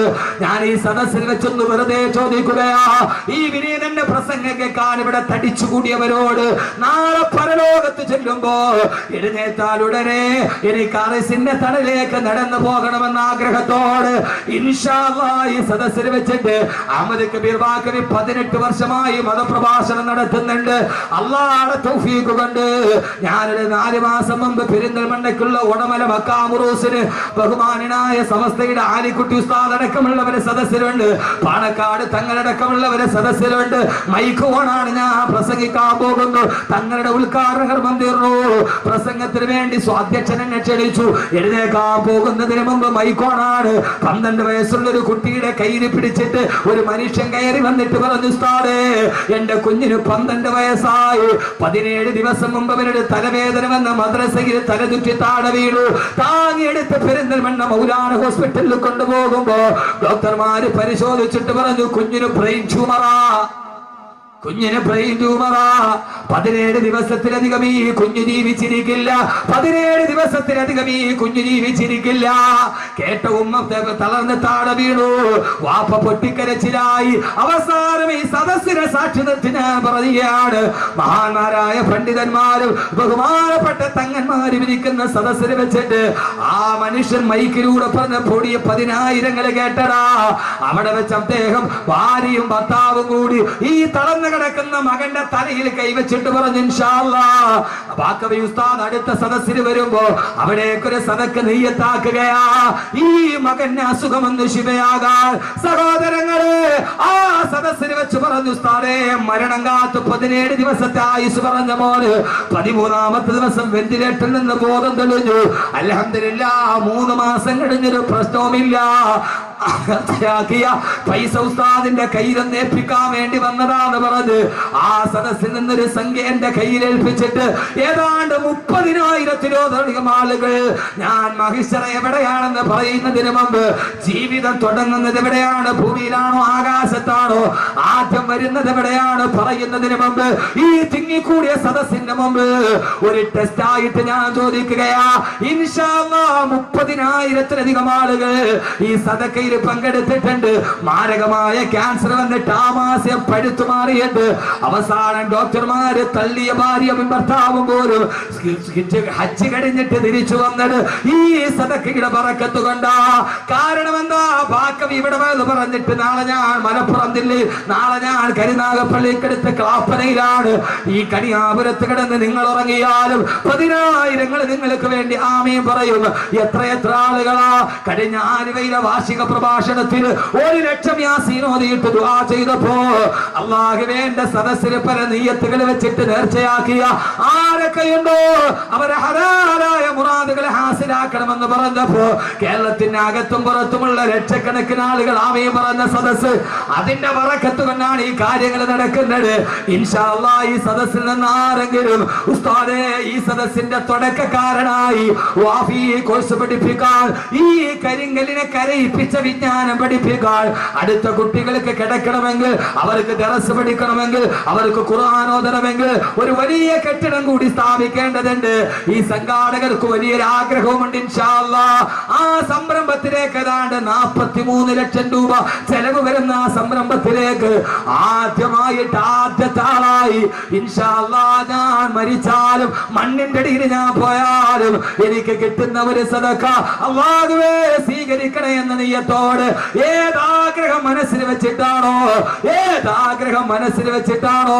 അല്ലാഹു അതിനെ സ്വീകരിക്കുമാറാകട്ടെ. ഇവിടെ വെച്ച് വാഗ്ദാനം ചെയ്തിട്ട് 1, 2, 3, 4 ഭാഗമായിട്ട് കൊടുത്താൽ മതി. അല്ലാഹു സ്വീകരിക്കുമാറാകട്ടെ. ഒരു 66,666 രൂപ, സാധാരണ 6,666 ഞാൻ ചോദിക്കാറുണ്ട്. 66,666 രൂപ ഈ സദസ്സിൽ വെച്ചൊന്ന് വാഗ്ദാനം ചെയ്യാൻ അല്ലാഹുവിന്റെ റസൂൽ ചോദിച്ചാൽ ആദ്യമായിട്ട് പറയുന്നത് ഹബീബായ നബി മുഹമ്മദ് മുസ്തഫ, ഹബീബായ നബി മുഹമ്മദ് മുസ്തഫ, ഹബീബായ നബി മുഹമ്മദ് മുസ്തഫ സല്ലല്ലാഹു അലൈഹി വസല്ലം ചോദിച്ചാൽ ആദ്യമായിട്ട് ഒരാൾ പറയും അനയാ റസൂലല്ലാഹ്, ഞാൻ തരാ നബിയേ, ഞാൻ തരാ നബിയേ. ആ സമയത്ത് എഴുന്നേറ്റ് നിൽക്കും ബഹുമാനപ്പെട്ട സയ്യിദുനാ ഉസ്മാൻ ബിൻ അഫ്ഫാൻ റളിയല്ലാഹു തആല അൻഹു. യഹി ഇന്തിഹാ ഹേ, യഹി ഇബ്തിദാ ഹേ, യഹി रास्ता है यही रहनुमा है ഇതാണ് തുടക്കം, ഇവിടെയാണ് ഒടുക്കം, ഇതാണ് വഴി, ഇതാണ് പാത, ഇതിലൂടെയാണ് സ്വർഗത്തിന്റെ പാത. ഈ സ്വർഗത്തിന്റെ പാത വെട്ടിത്തെളിച്ച നാളെ ജനകോടികൾ പരലോകത്ത് പരിഭ്രാന്തിയോടെ നിറഞ്ഞു നിൽക്കുമ്പോ എന്റെ ബുറാക്കിന്റെ മുകളിൽ ഞാൻ കടന്നു വരുമെന്ന്, എന്റെ ബുറാക്കിന്റെ മുകളിൽ ഞാൻ കടന്നു വരുമ്പോ എന്റെ തൊട്ടു മുമ്പിൽ എന്റെ ഒട്ടകപ്പുറത്തുണ്ടാകും എന്റെ പൊന്നുമോള് ബീവി ഫാത്തിമ. അള്ളാന്റെ റസൂല് പറയുകയാ, എന്റെ തൊട്ടു മുമ്പിൽ എന്റെ ഒട്ടകപ്പുറത്ത് എന്റെ കരളിന്റെ കഷണമേ ഫാത്തിമ, എന്റെ ജീവിതത്തിന്റെ വാത്സല്യമേ ഫാത്തിമ, എന്റെ പൊന്നുമോള് ഫാത്തിമ ഉണ്ടാകും. എന്റെ വലതു ഭാഗത്ത് അബൂബക്കർ ഉണ്ടാവും, എന്റെ ഇടതു ഭാഗത്ത് ഉമർ ഉണ്ടാവും, എന്റെ തൊട്ടുപുറകിലതാ അല്ലാഹു അക്ബർ അല്ലാഹു അക്ബർ അല്ലാഹു അക്ബർ അല്ലാഹു അക്ബർ അല്ലാഹു അക്ബർ അല്ലാഹു അക്ബർ എന്ന ബാങ്കം വിളിച്ചുകൊണ്ട് എന്റെ തൊട്ടുപുറകിൽ എന്റെ ബിലാൽ ഉണ്ടാകുമെന്ന്. എന്റെ കറുത്തവനായ ബിലാൽ, എന്റെ കറുകറുത്ത ബിലാൽ, ആ ബിലാൽ ബാങ്കം വിളിച്ചുകൊണ്ട് എന്റെ പുറകിൽ വരുമ്പോ ഈ ദുനിയാവില് ബാങ്ക് കേട്ടപ്പോ ആരൊക്കെയാണോ പള്ളിയിലോട്ട് കടന്നു വന്നത് അവരാ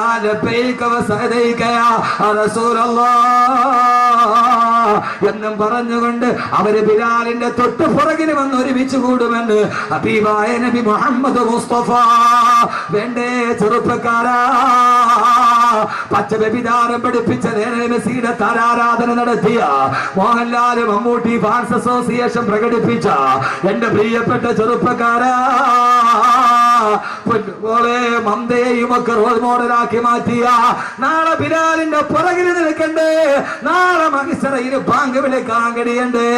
അങ്ങനെ വരുമെന്ന് പറഞ്ഞ് സഹാബത്ത് പറയുമ്പോ ഓ സമയത്താണ് അള്ളാന്റെ റസൂലിനോട് സഹാബത്ത് പറഞ്ഞു, തിരുദൂതരെ പ്രസംഗം നിർത്തല്ല നബിയെ, പ്രസംഗം അവസാനിപ്പിക്കല്ല നബിയെ, എന്തെങ്കിലും പരലോകത്തിന് രക്ഷപ്പെടാൻ എന്തെങ്കിലും പറഞ്ഞു തരാട്, അങ്ങനെ നിർത്തല്ലേ യാ റസൂലല്ലാഹ്. അവിടുത്തെ ആളുകൾ നമ്മളെ പോലെയല്ല. നിങ്ങൾ ചിന്തിക്കുന്നുണ്ടാവും ഇയാളൊന്ന് വകന്ന് നിർത്തിയാൽ എഴുന്നേക്കാമായിരുന്നു. അല്ല സഹോദരങ്ങളെ, അല്ല അല്ല സഹോദരങ്ങളെ, അല്ല അല്ല അല്ല.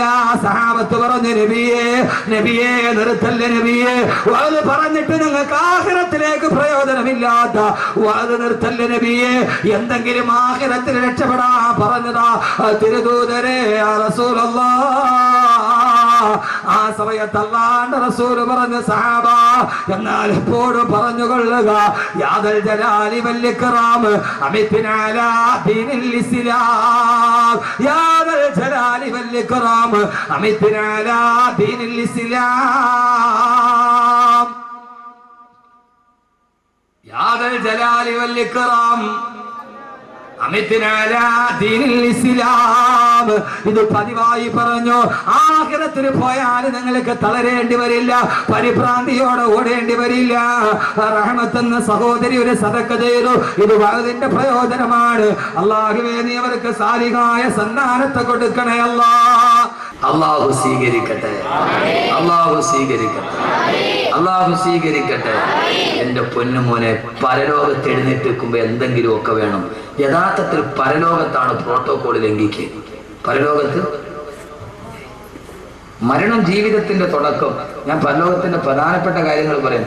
പരലോകത്ത് പ്രോട്ടോകോൾ ലംഘിക്കുക. പ്രോട്ടോകോള് എന്താ ഫോട്ടോക്കാരോട് പോകുന്നത്? പ്രോട്ടോകോൾ ലംഘിക്കും. എങ്ങനെ? പരലോകത്താണ് ചെല്ലേണ്ടത്. അള്ളാഹുവിടെ ആക്കി തരട്ടെ, അള്ളാഹുവിടെ ആക്കി തരട്ടെ, അള്ളാഹുവിടെ എത്തിച്ചു തരട്ടെ. എത്താൻ ഇത്തിരി പാടാ മനുഷ്യന്മാരെ. അള്ളാഹുവിടെ എത്തിച്ചു തന്നാൽ രക്ഷപ്പെട്ടു. അവിടെ മലക്കുകൾ നമ്മളെ കാണുമ്പോൾ സലാം പറയും. ഇവിടെ നേരെ തിരിച്ച്, ഇവിടെ നമ്മളാരോട് പോലെ സലാം പറയും, മലക്കുകളോട് സലാം പറയും. അവിടെ മലക്കുകൾ നമ്മുടെ സേവകന്മാരാണ്. പ്രോട്ടോകോൾ മാറും. ഇവിടെ ഇപ്പൊ നമ്മളൊരു കല്യാണത്തിന് നമ്മളൊരാൾ വിളിച്ചു, അവിടെ ചെന്നപ്പോ ആദ്യത്തെ ട്രിപ്പ് ഇരുന്നു, നമ്മൾ വെളിയില്ല അല്ലേ? അപ്പൊ വീട്ടുകാർ ഓടി വന്നിട്ട് പറയും, ഇതൊന്ന് കഴിഞ്ഞോട്ടെ, തീർന്ന ഉടനെ അടുത്ത് നിങ്ങൾ ഇരുത്താം. അപ്പൊ ഒരു കസേരയൊക്കെ ഇട്ട് അവിടെ എന്ത് ചെയ്യും? ഇരുത്തും. നമ്മൾ ഈ ചാപ്പാട് നല്ല ബിരിയാണിയുടെ സ്വാദ് മൂക്കിലേക്കങ്ങ് അടിക്കും. ആദ്യത്തെ ട്രിപ്പ് തീരാറാകുമ്പോ തന്നെ നമ്മൾ എന്ത് ചെയ്യും? മേശയൊന്നും തുടച്ചിട്ടുണ്ടാവില്ല, പ്ലേറ്റിന് എടുത്തിട്ടുണ്ടാവില്ല, ചാടി എന്ത് ചെയ്യും? മനുഷ്യന്മാരെ ചാടി എന്ത് ചെയ്യും? ഇരിക്കും. എന്തിന്? ചാപ്പാട്. ഏത് ചാപ്പാട്? ബിരിയാണി തിന്നിട്ടൊരു കൊച്ചു മരിച്ചുപോയി എന്ന് പറഞ്ഞൊരു പ്രശ്നം ഉണ്ടാക്കി. കഴക്കൂട്ടത്തല്ലേ യഥാർത്ഥത്തെ ആ കൊച്ചു സൂസൈഡ് ചെയ്ത, ആത്മഹത്യ ചെയ്ത. ചുമ്മാ പത്രക്കാരൻ തിരുവനന്തപുരത്ത് ഷവർമ തിന്നിട്ട് ഒരു കുട്ടി മരിച്ചു, ഒരാൾ മരിച്ചു. യഥാർത്ഥത്തിൽ അയാൾ സൂയിസൈഡ് ചെയ്ത പാവപ്പെട്ട ഹോട്ടൽ കച്ചവടക്കാരന്റെ ജീവിതം മുട്ടി. പത്രത്തിൽ എന്ത് ലൈവായിട്ട് അപ്പോൾ കിട്ടി എഴുതുക. അതെന്താ? യഥാർത്ഥത്തിൽ അയാൾ ആത്മഹത്യ ചെയ്ത ബാംഗ്ലൂരിൽ പോയി. ഷവർമ അവന്റെ കൂടത്തൊന്നും മരിച്ചില്ല, ഇവ മരിച്ചു. പത്രക്കാര് ഈ ബ്രേക്കിംഗ് ന്യൂസ് കിട്ടാൻ വേണ്ടി ഇരിക്കുക. അവരെഴുതി പാവപ്പെട്ട ഹോട്ടൽ കച്ചവടക്കാരുണ്ട്. ആ മനുഷ്യൻ, ആ സാൽവ കഫേയുടെ മനുഷ്യൻ സ്ഥിരമായിട്ട് പള്ളിയിൽ ഒരു കരി കൊടുക്കുന്ന ആള്, നല്ലൊരു മനുഷ്യൻ. പത്രക്കാർക്ക് എഴുതിയാൽ മതി ഹോട്ടലുകാരൻ്റെ ഏതൊക്കെ പെണ്ണിന്റെ സ്വർണം പോലും വിറ്റിട്ടായിരിക്കും ഒരു കൊച്ചു മാടക്കട തുടങ്ങുന്നത്. യഥാർത്ഥത്തിൽ നമ്മളെന്താ? ഭക്ഷണം അല്ലേ? ഭക്ഷണമല്ലേ? ഒരു പ്ലേറ്റ് ഭക്ഷണം. മോനെ പ്രോട്ടോകോൾ ലംഘിക്കും എവിടെയാണെന്നറിയോ?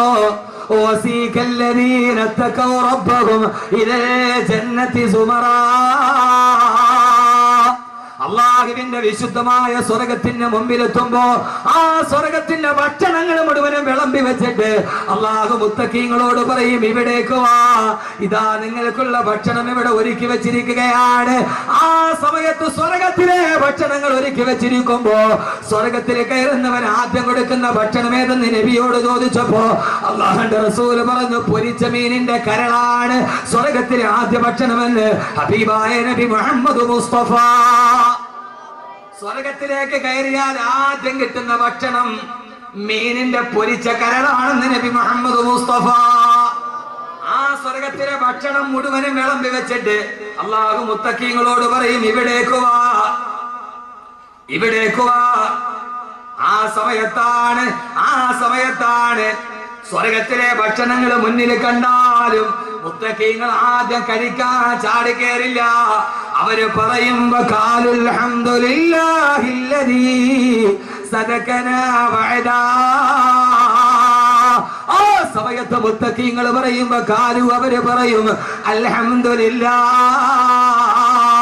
അല്ലദീ സദകനാ വഅദാ. അല്ലാഹുവേ, അല്ലാഹുവേ, അല്ലാഹുവേ, പടച്ചവനെ ഞങ്ങൾക്ക് ഈ ഭക്ഷണം തിന്നാനുള്ള ആർത്തിയില്ല.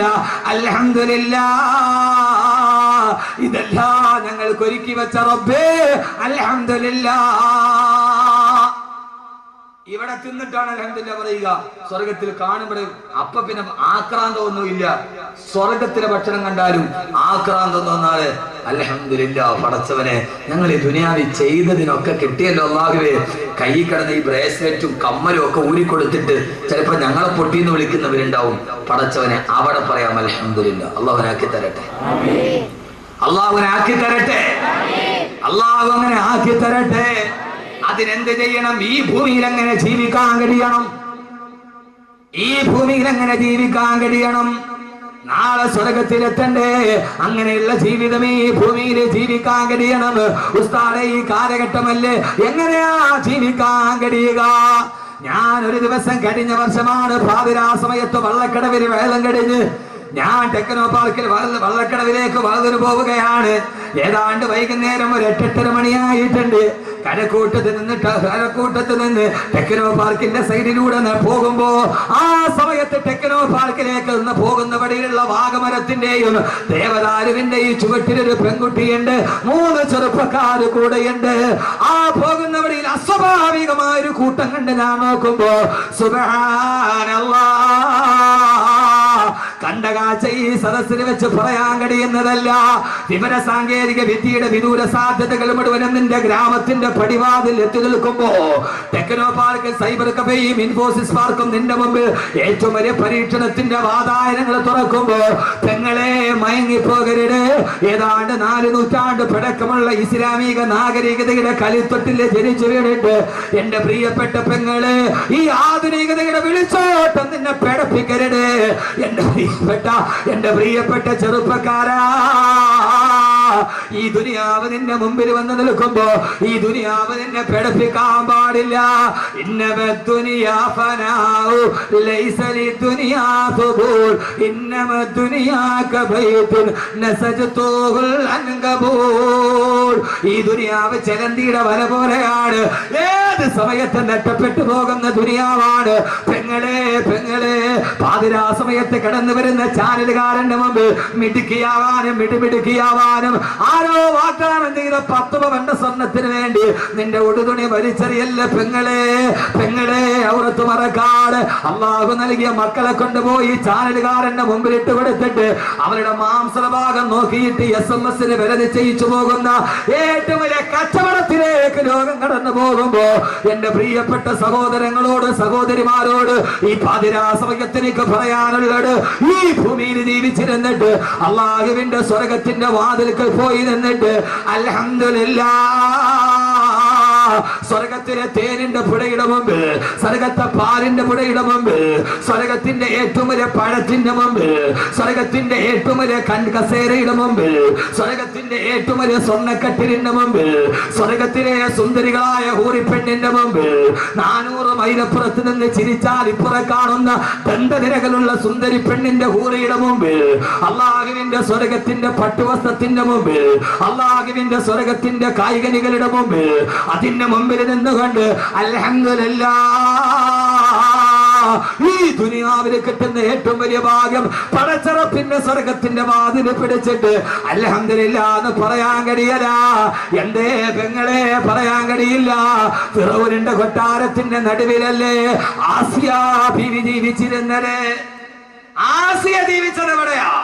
ടെക്നോ പാർക്കും ഇൻവോയ്സസ് ഒക്കെ കിടക്കട്ടെ, അതിന്റെ മുമ്പിൽ ജീവിച്ചിട്ട് ഈമാനോടെ ജീവിച്ച് സ്വർഗത്തിന്റെ വാതിൽ തുറക്കണം. അല്ലാഹു തൗഫീഖ് നൽകട്ടെ. ആമീൻ പറ മച്ചന്മാരെ. അടുത്ത സമയായോ? സമയായോ? ഇല്ലേ? പിന്നെന്താ ഇങ്ങനെ ഇരിക്കുന്നത്? സമയം നിർത്തണോ?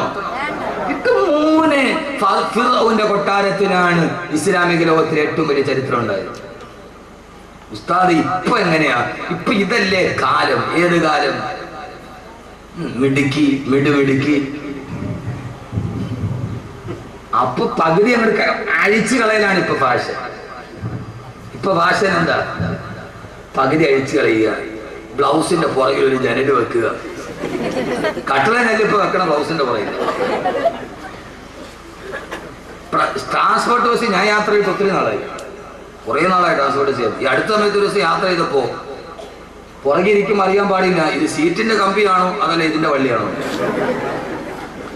എന്തിനാ ഞാൻ ചോദിക്കട്ടെ, എന്തിനാ അത്? എന്താ അതിന്റെ ആവശ്യം? എന്താ ഇതിന്റെ പുറകിലുള്ള ഈ പുറകിൽ കുറേ വള്ളി വെച്ചിട്ട് ജനലുണ്ടാവും. എന്താ അതിന്റെ അർത്ഥം? അതിന്റെ ഇടയിലുള്ളത് മറ്റൊരുത്തം കാണണമെന്നല്ലേ അല്ലേ? എന്താ നിങ്ങൾ ഇങ്ങനെ വാവിളിച്ച് ഇങ്ങനെ? ഇവിടത്തെ കഥയൊക്കെ തന്നെ പറയുന്നത്, അമേരിക്കയിലെ കഥയല്ല. എന്നിട്ടാ നിങ്ങൾ എന്നെ തുറച്ചു നോക്കണത്? ഇത് എന്തിനാ ഇത് വെക്കണത്? അടിക്കുമ്പോ കൈ ഇത്രയും മതി, അല്ലെങ്കിൽ സ്ലീവ്ലെസ് ആയി. എന്തിന്? എന്താ അതിന്റെ ആവശ്യം? എന്താ തലേ തുണി ഇടൂല? എന്താ ഇടാത്ത? എന്താ ഇടാത്ത? എന്റെ തല വേറൊരുത്തം കണ്ടോട്ടെ, വേറൊരുത്തം കാണിക്കാതിരിക്കാൻ വേണ്ടിയല്ലല്ലോ. എന്റെ പ്രിയപ്പെട്ട സഹോദരിമാരെ, ഉസ്താദ് ഈ കാലത്തൊക്കെ ഇങ്ങനെ മൂടിപ്പുറച്ചൊക്കെ നടക്കാൻ പറ്റുകയും തിരിയൊക്കെ അങ്ങോട്ട് അഡ്ജസ്റ്റ്മെന്റ്. മോളെ, ഫിറൗന്റെ കൊട്ടാരത്തിലാണ് ലോകത്തിലെ ഏറ്റവും വലിയ അത്ഭുതം നടന്നത്. ആരാ ഫിറൗൻ? ആരാ ഫിറൗൻ? കരയിലിരുന്ന് വ്യഭിചരിച്ചിട്ട് കൊതിനീരാണ് കടലിൽ കിടന്ന് വ്യഭിചരിച്ച ആളാണ് ഫിറൗൻ. കരയിലിരുന്ന് വ്യഭിചരിച്ചിട്ട് കൊതി തീരാന്നിട്ട് കടലിൽ പോയി വ്യഭിചരിച്ച ആളാണ് ഫിറൗൻ. അതാ ഫിറൗൻ. കരയിൽ നിന്ന് വ്യഭിചരിച്ചിട്ട് ഫിറൗന് കൊതി തീർന്നില്ല. പൊന്നുമോനെ പൊന്നുമോനെ, കടലിന്റെ മുകളിൽ കിടപ്പ് മറിയുണ്ടായി. പോപ്പ് ഗായിക മറഡോണയ്ക്ക് ബുർജ് ദുബൈയിൽ ഏറ്റവും വലിയ രമ്യഹർമ്മമുണ്ട്.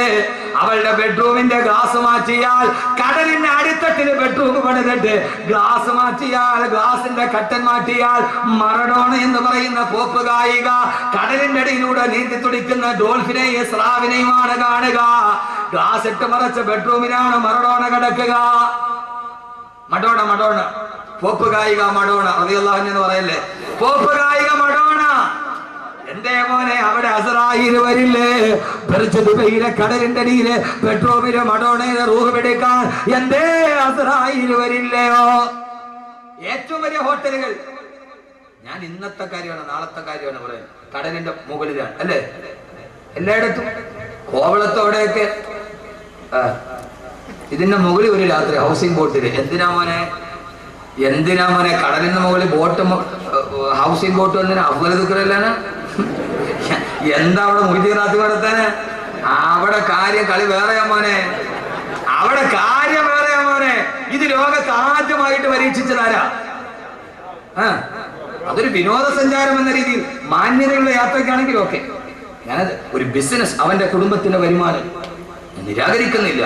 അതൊരു ടൂറിസം, ഒരു രാജ്യത്തിന്റെ വരുമാനം, അവന്റെ കുടുംബത്തിന്റെ ഹലാലായ വരുമാനം. ടൂറിസം ഹറാമൊന്നുമല്ല, പക്ഷെ അത് ഉപയോഗിക്കുന്നത് വേറൊന്നിനാണെങ്കിൽ അത് ലോകത്താദ്യം തുടങ്ങിയത്, ഫ്ലോട്ടിംഗ് ഹോട്ടൽ ലോകത്താദ്യം തുടങ്ങിയത്. ഇങ്ങോട്ട് നോക്ക് മനുഷ്യന്മാരെ, എന്താ നിങ്ങൾ കരുതണത്? ഫ്ലോട്ടിംഗ് ഹോട്ടൽ ലോകത്താദ്യമായിട്ട് തുടങ്ങിയത് ഫിറഔനാണ്. എന്താ നിങ്ങൾക്ക് അറിയാൻ വയ്യാത്തത്? എന്താ നമ്മൾ കുടിക്കണ ഈ സാധനം ഉണ്ടല്ലോ സുലൈമാനി, ഇതിന് സുലൈമാനി എന്ന് പേര് വരാൻ കാരണം എന്താ? സുലൈമാൻ നബിയാണ് ഇത് കണ്ടുപിടിച്ചത്. അതുകൊണ്ടാണ് അറബികൾ ഇന്ന് സുലൈമാനി കഴിക്കും. അറബികൾ പാൽച്ചായ കുടിക്കുന്നുണ്ടോ? സുലൈമാനിന്ന് പേര് വരാൻ കാരണം ഇത് സുലൈമാൻ നബി ഇത് യുദ്ധത്തിന് പോയി ക്ഷീണിച്ചിരുന്നപ്പോ ഒരു ഇലയെടുത്ത് വെള്ളത്തിലിട്ട് കുടിച്ചു, ക്ഷീണം മാറി. അപ്പൊ ഇത് നല്ലതാണെന്ന് തോന്നി, പിന്നെ അത് പരിചയിച്ചു. ആ ഇലയായിരുന്നു തേയില. അതുകൊണ്ടാണ് സുലൈമാനി എന്നതിന് പേര് വന്നത്. അറബികൾ ഒറിജിനൽ സുലൈമാനിയാണ്. പാലൊഴിച്ചിട്ട് ചായ കുടിച്ചാൽ കഫക്കെട്ടുണ്ടാവും. അതുകൊണ്ട് അറബികൾ പാലൊഴിച്ചിട്ട് ചായ കുടിക്കാത്ത. മനസ്സിലായോ? സുലൈമാൻ നബി അലൈഹി സ്വലാത്തു വസ്സലാം ലോകം ഭരിക്കുമ്പോ കേരളത്തിൽ നിന്ന് തേക്ക് കച്ചവടം നടത്തിയിട്ടുണ്ട്. എത്ര പേർക്കറിയാം? സുലൈമാൻ നബി അലൈഹി സ്വലാത്തു വസ്സലാം കേരളത്തിൽ തേക്ക് കച്ചവടം നടത്തിയിട്ടുണ്ട്. സുലൈമാൻ നബി കേരളത്തിൽ നിന്ന് തേക്ക് കൊണ്ടുപോയിട്ടുണ്ട്. 2 തുറമുഖം സുലൈമാൻ നബിക്ക് ഉണ്ടായിരുന്നു. ഒന്ന് വാഫാർ. ആ വാഫാറാണ് ഇന്നത്തെ ബേപ്പൂർ. സുലൈമാൻ നബി തടിക്കച്ചവടം നടത്തിയ നാടാണ് കേരളം. എത്ര പേർക്കറിയാം? ഇങ്ങനെ വല വീശി അറിഞ്ഞാൽ മാത്രം പോരാ, ചരിത്രം പഠിക്കണ്ടേ. ഇതിനാണ് വാഫികൾ ഉണ്ടാവുന്നത്. ഇതിനാണ് വാഫി ചരിത്രത്തെ ലോകത്തിന് പറഞ്ഞു കൊടുക്കുക. ഇതാണ് വാഫി കോഴ്സ്. സയൻസും ഖുർആനും പഠിച്ച കോഴ്സ്. ഇപ്പൊ മനസ്സിലായോ? അള്ളാഹു മനസ്സിലാക്കാനുള്ള ബോധം നൽകട്ടെ. എന്റെ പ്രിയപ്പെട്ട സഹോദരങ്ങളെ, അയാളാണ് ഫിറഔൻ. ആ ഫിറഔനല്ലേ ആദരവായ പ്രവാചകൻ നബി മുഹമ്മദ് മുസ്തഫ സല്ലല്ലാഹു അലൈഹി വസല്ലം മിഅ്റാജിന്റെ യാത്ര പോയി തിരിച്ചു വരുമ്പോ ആദ്യമായി ഹബീബായ നബി മുഹമ്മദ് മുസ്തഫ സല്ലല്ലാഹു അലൈഹി വസല്ലമ യാത്ര പോയി തിരിച്ചു വരുമ്പോ ആ സമയത്ത് ആഖിറത്തിന്റെ കാഴ്ച പറയുമ്പോ അല്ലാഹുവിന്റെ റസൂൽ പറഞ്ഞില്ല, ഞാൻ പരലോകത്തിലൂടെ നടന്നു പോകുമ്പോ ആ സമയത്ത് സ്വർഗത്തിന്റെ മുമ്പിലല്ല, സ്വർഗത്തിന്റെ മുമ്പിലൂടെ നടന്നു പോകുമ്പോ ആ സമയത്തിന്റെ മൂക്കിലേക്ക് വല്ലാത്തൊരു സുഗന്ധഗന്ധം അടിച്ചു വീശി.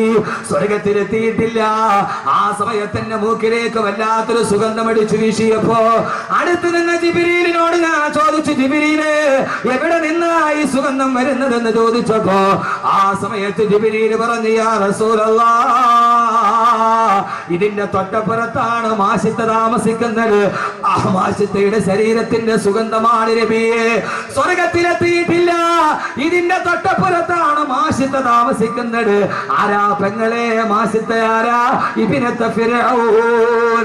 സാക്ഷാൽ ഫിറൗനിന്റെ മകളല്ലേ മാഷിത്ത? ഫറോവയുടെ മകളാണ് മാഷിത്ത. ആ മാഷിത്ത സ്വർഗത്തിലെത്തുന്നതിന് മുമ്പ് നസീമുൽ ഫിർദൗസ് ആഞ്ഞടിച്ചു ബഹുമാനപ്പെട്ട ബീവി മാഷിത്ത ഒരു ദിവസം തല ചീവിക്കൊണ്ടിരിക്കുമ്പോ ചീർപ്പ് താഴെ വീണു. ഉടനെ പറഞ്ഞു ബിസ്മില്ലാ എന്ന് പറയുന്നത് കേട്ടിട്ടാണ് ഫിറഔൻ വരുന്നത്. മോളെ, നീ എന്താ പറഞ്ഞത്? മൂസാടെ അള്ളാടെ പേര് പറയുന്നു. പറയേ ബിസ്മി അബീകി, നിന്റെ വാപ്പാടെ നാമത്തിലെന്ന് പറ. ഞാനാണ് അല്ലാഹ്. ബിസ്മി അബീകി, നിന്റെ വാപ്പാടെ നാമം എന്ന് പറ. എല്ലാവരും എന്റെ റബ്ബിനെ അല്ലാതെ ഞാൻ വിശ്വസിക്കുകയില്ല. അവസാനം പിടിച്ചു കൊണ്ടുവന്ന് തിളച്ചു മറിയുന്ന ചെമ്പിലേക്ക് മാഷിത്ത റളിയല്ലാഹു അൻഹയുടെ 3 മക്കളെ വലിച്ചെറിഞ്ഞു കൊന്നില്ല ഫറോവ. താൻ നൊന്ത് പ്രസവിച്ച 3 കുഞ്ഞുങ്ങൾ തിളച്ചു മറിയുന്ന എണ്ണയിൽ കിടന്ന് മറിച്ചു വീഴുമ്പോ ആ സമയത്ത് മാഷിത്ത എന്ന പെണ്ണ് പറഞ്ഞു, ഇല്ല ബിസ്മില്ലാ അവസാന ചോരമുറ്റാത്ത പാൽക്കുടി മാറാത്ത കുഞ്ഞു നെഞ്ചത്തോട് കെട്ടിപ്പിടിച്ചു നിൽക്കുമ്പോ ആ കുഞ്ഞിനെ വലിച്ച് എണ്ണയിലോട്ടിറങ്ങുമ്പോ അപ്പോഴും പൊട്ടിക്കരഞ്ഞില്ല മാസിത്ത. ശ്വാസത്തെ എടുത്ത് എണ്ണയിലോട്ട് വലിച്ചെറിയുമ്പോഴും അള്ളാഹ്ക്ക് വേണ്ടി എല്ലാം സഹിച്ച് മരിക്കുന്ന നേരം ബിസ്മില്ലാ എന്ന് പറഞ്ഞിട്ട് ഫിറൗനിന്റെ കൊട്ടാരത്തിൽ ജീവിച്ചിട്ട് മരിച്ചുപോയ പെണ്ണാണ്. സ്വർഗത്തിലെത്തുന്നതിന് മുമ്പേ സ്വർഗത്തിന്റെ പരിമളം ആസ്വദിച്ചു ആ ബഹുമാനപ്പെട്ട ബീവി മാഷിത റളിയല്ലാഹു അൻഹാ. പെങ്ങളെ, ഈ ദുനിയാവിൽ ജീവിച്ചിട്ട് സ്വർഗം വാങ്ങിക്കണം. അള്ളാഹു നമ്മുടെ സഹോദരിമാരെ അങ്ങനെ ആക്കി തരട്ടെ. അള്ളാഹു അങ്ങനെ ആക്കി തരട്ടെ. എന്നാലേ നാളെ സ്വർഗത്തിന്റെ മുമ്പിലെത്താൻ പറ്റൂ. നമ്മൾ ഇങ്ങനെ സ്വർഗത്തിലേക്ക് പോകുന്നത് കാണുമ്പോഴേ മലക്കുകൾ പറയും, സലാമൻ അലൈക്കും തിബ്തും ഫദ്ഖുലൂഹാ ഖാലിദീൻ. സലാമൻ അലൈക്കും തിബ്തും ഫദ്ഖുലൂഹാ ഖാലിദീൻ. മനുഷ്യരെ കാണുമ്പോൾ മലക്കുകൾ സലാം പറഞ്ഞ് മനുഷ്യരെ മലക്കുകൾ മുസാഫഹത്ത് ചെയ്യുന്ന സ്ഥലമാണ് മഹ്ശറ. പ്രോട്ടോകോൾ മാറി മലക്കുകൾ വന്ന് നമ്മളെ കൈ പിടിച്ച് മുസാഫഹത്ത്. അള്ളാഹുനാക്കി തരട്ടെ. സ്വർഗത്തിന്റെ മുമ്പിൽ എത്തുമ്പോ മലക്കുകൾ വന്നിട്ട് കൈ പിടിച്ചിട്ട് സലാമുൻ അലൈക്കും തിബ്തും ഫദ്ഖുലൂഹാ ഖാലിദീൻ. ആ സ്വർഗത്തിലോട്ട് പോക്കോ. ഇവിടെ നമ്മുടെ കർമ്മങ്ങൾ രേഖപ്പെടുത്താനാണ് മലക്കുകൾ, അല്ലേ? കൂടുന്ന പൊട്ടായിടം വരം രണ്ട്, ഓരോരോ സാഹത്തിൽ മാറ്റങ്ങളുണ്ട്. കൂടുന്നു പൊട്ട ഇടം വരം രണ്ട്, ഓരോരോ സാഹത്തിൽ മാറ്റങ്ങളുണ്ട്. എടാ പൊട്ട, നിന്റെ ഇടത്തും വലത്തും രണ്ടാളുകൾ ഇരിക്കുന്നുണ്ട് നിന്റെ കർമ്മങ്ങൾ രേഖപ്പെടുത്താൻ. പക്ഷെ നാളെ നീ സ്വർഗത്തിൽ വന്നാൽ മലക്കുകൾ നിന്റെ പരിചാരകരാകുമെന്ന്.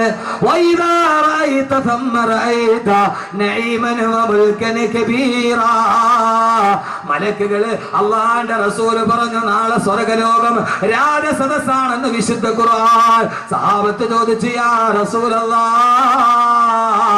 രാജാവാകണമെങ്കിൽ പ്രജകൾ വേണ്ട നബിയെ? സ്വർഗത്തിലെ പ്രജകരാരാണ് നബിയെ? ഓരോ മനുഷ്യനും 1000 മലക്കുകളെ സേവകരായി സ്വർഗത്തിലുണ്ടാകുമെന്ന് ഹബീബായ നബി മുഹമ്മദ് മുസ്തഫ. അള്ളാഹു നമുക്കത് കാണാൻ തൗഫീഖ് നൽകട്ടെ. നാളെ സ്വർഗത്തിലെ രാജാക്കന്മാര് നമ്മളാ. ഒരു മനുഷ്യന് 1000 മലക്കുകൾ ഏറ്റവും കുറഞ്ഞുണ്ടാവും. അള്ളാഹുനാക്കി തരട്ടെ. ഇനി ഒരു കാര്യം കൂടെ നിങ്ങൾക്ക് ഞാൻ പറഞ്ഞുതരാം. ആ പെണ്ണിനെ കൂടെ കണ്ടിട്ട് പോവാം, വേണ്ടേ? പക്ഷേ ഫിർഔന്റെ കൊട്ടാരത്തിലെ പോലെ മാസിത്തെ പോലെ ജീവിക്കണം. ആ പെണ്ണിനെ സ്വർഗത്തിലെ പെണ്ണുങ്ങളെ അള്ളാഹു കാണാൻ തൗഫീഖ് നൽകി. സ്വർഗത്തിലെ ഏത് പെണ്ണിനെ കാണും? ഇതിനെ കാണുമോ? അവിടുത്തെ ഹൂലിങ്ങൾ കാണും. ഏതിനെ കാണും? നിങ്ങൾക്ക് ഇതിനെ കാണണോ? സ്വർഗത്തിലെ ഹൂലിങ്ങൾ കാണും. കേട്ടാ, ഹൂർലിങ്ങളെ കണ്ടാൽ മതി. നിങ്ങളെ വേണ്ട. എന്തിനീ പഹയന്മാർക്ക് വേണ്ടി സ്വർണ്ണം ഇങ്ങനെ വെച്ചിരുന്ന? നിങ്ങളെ വേണ്ട. പക്ഷേ സഹോദരിമാർ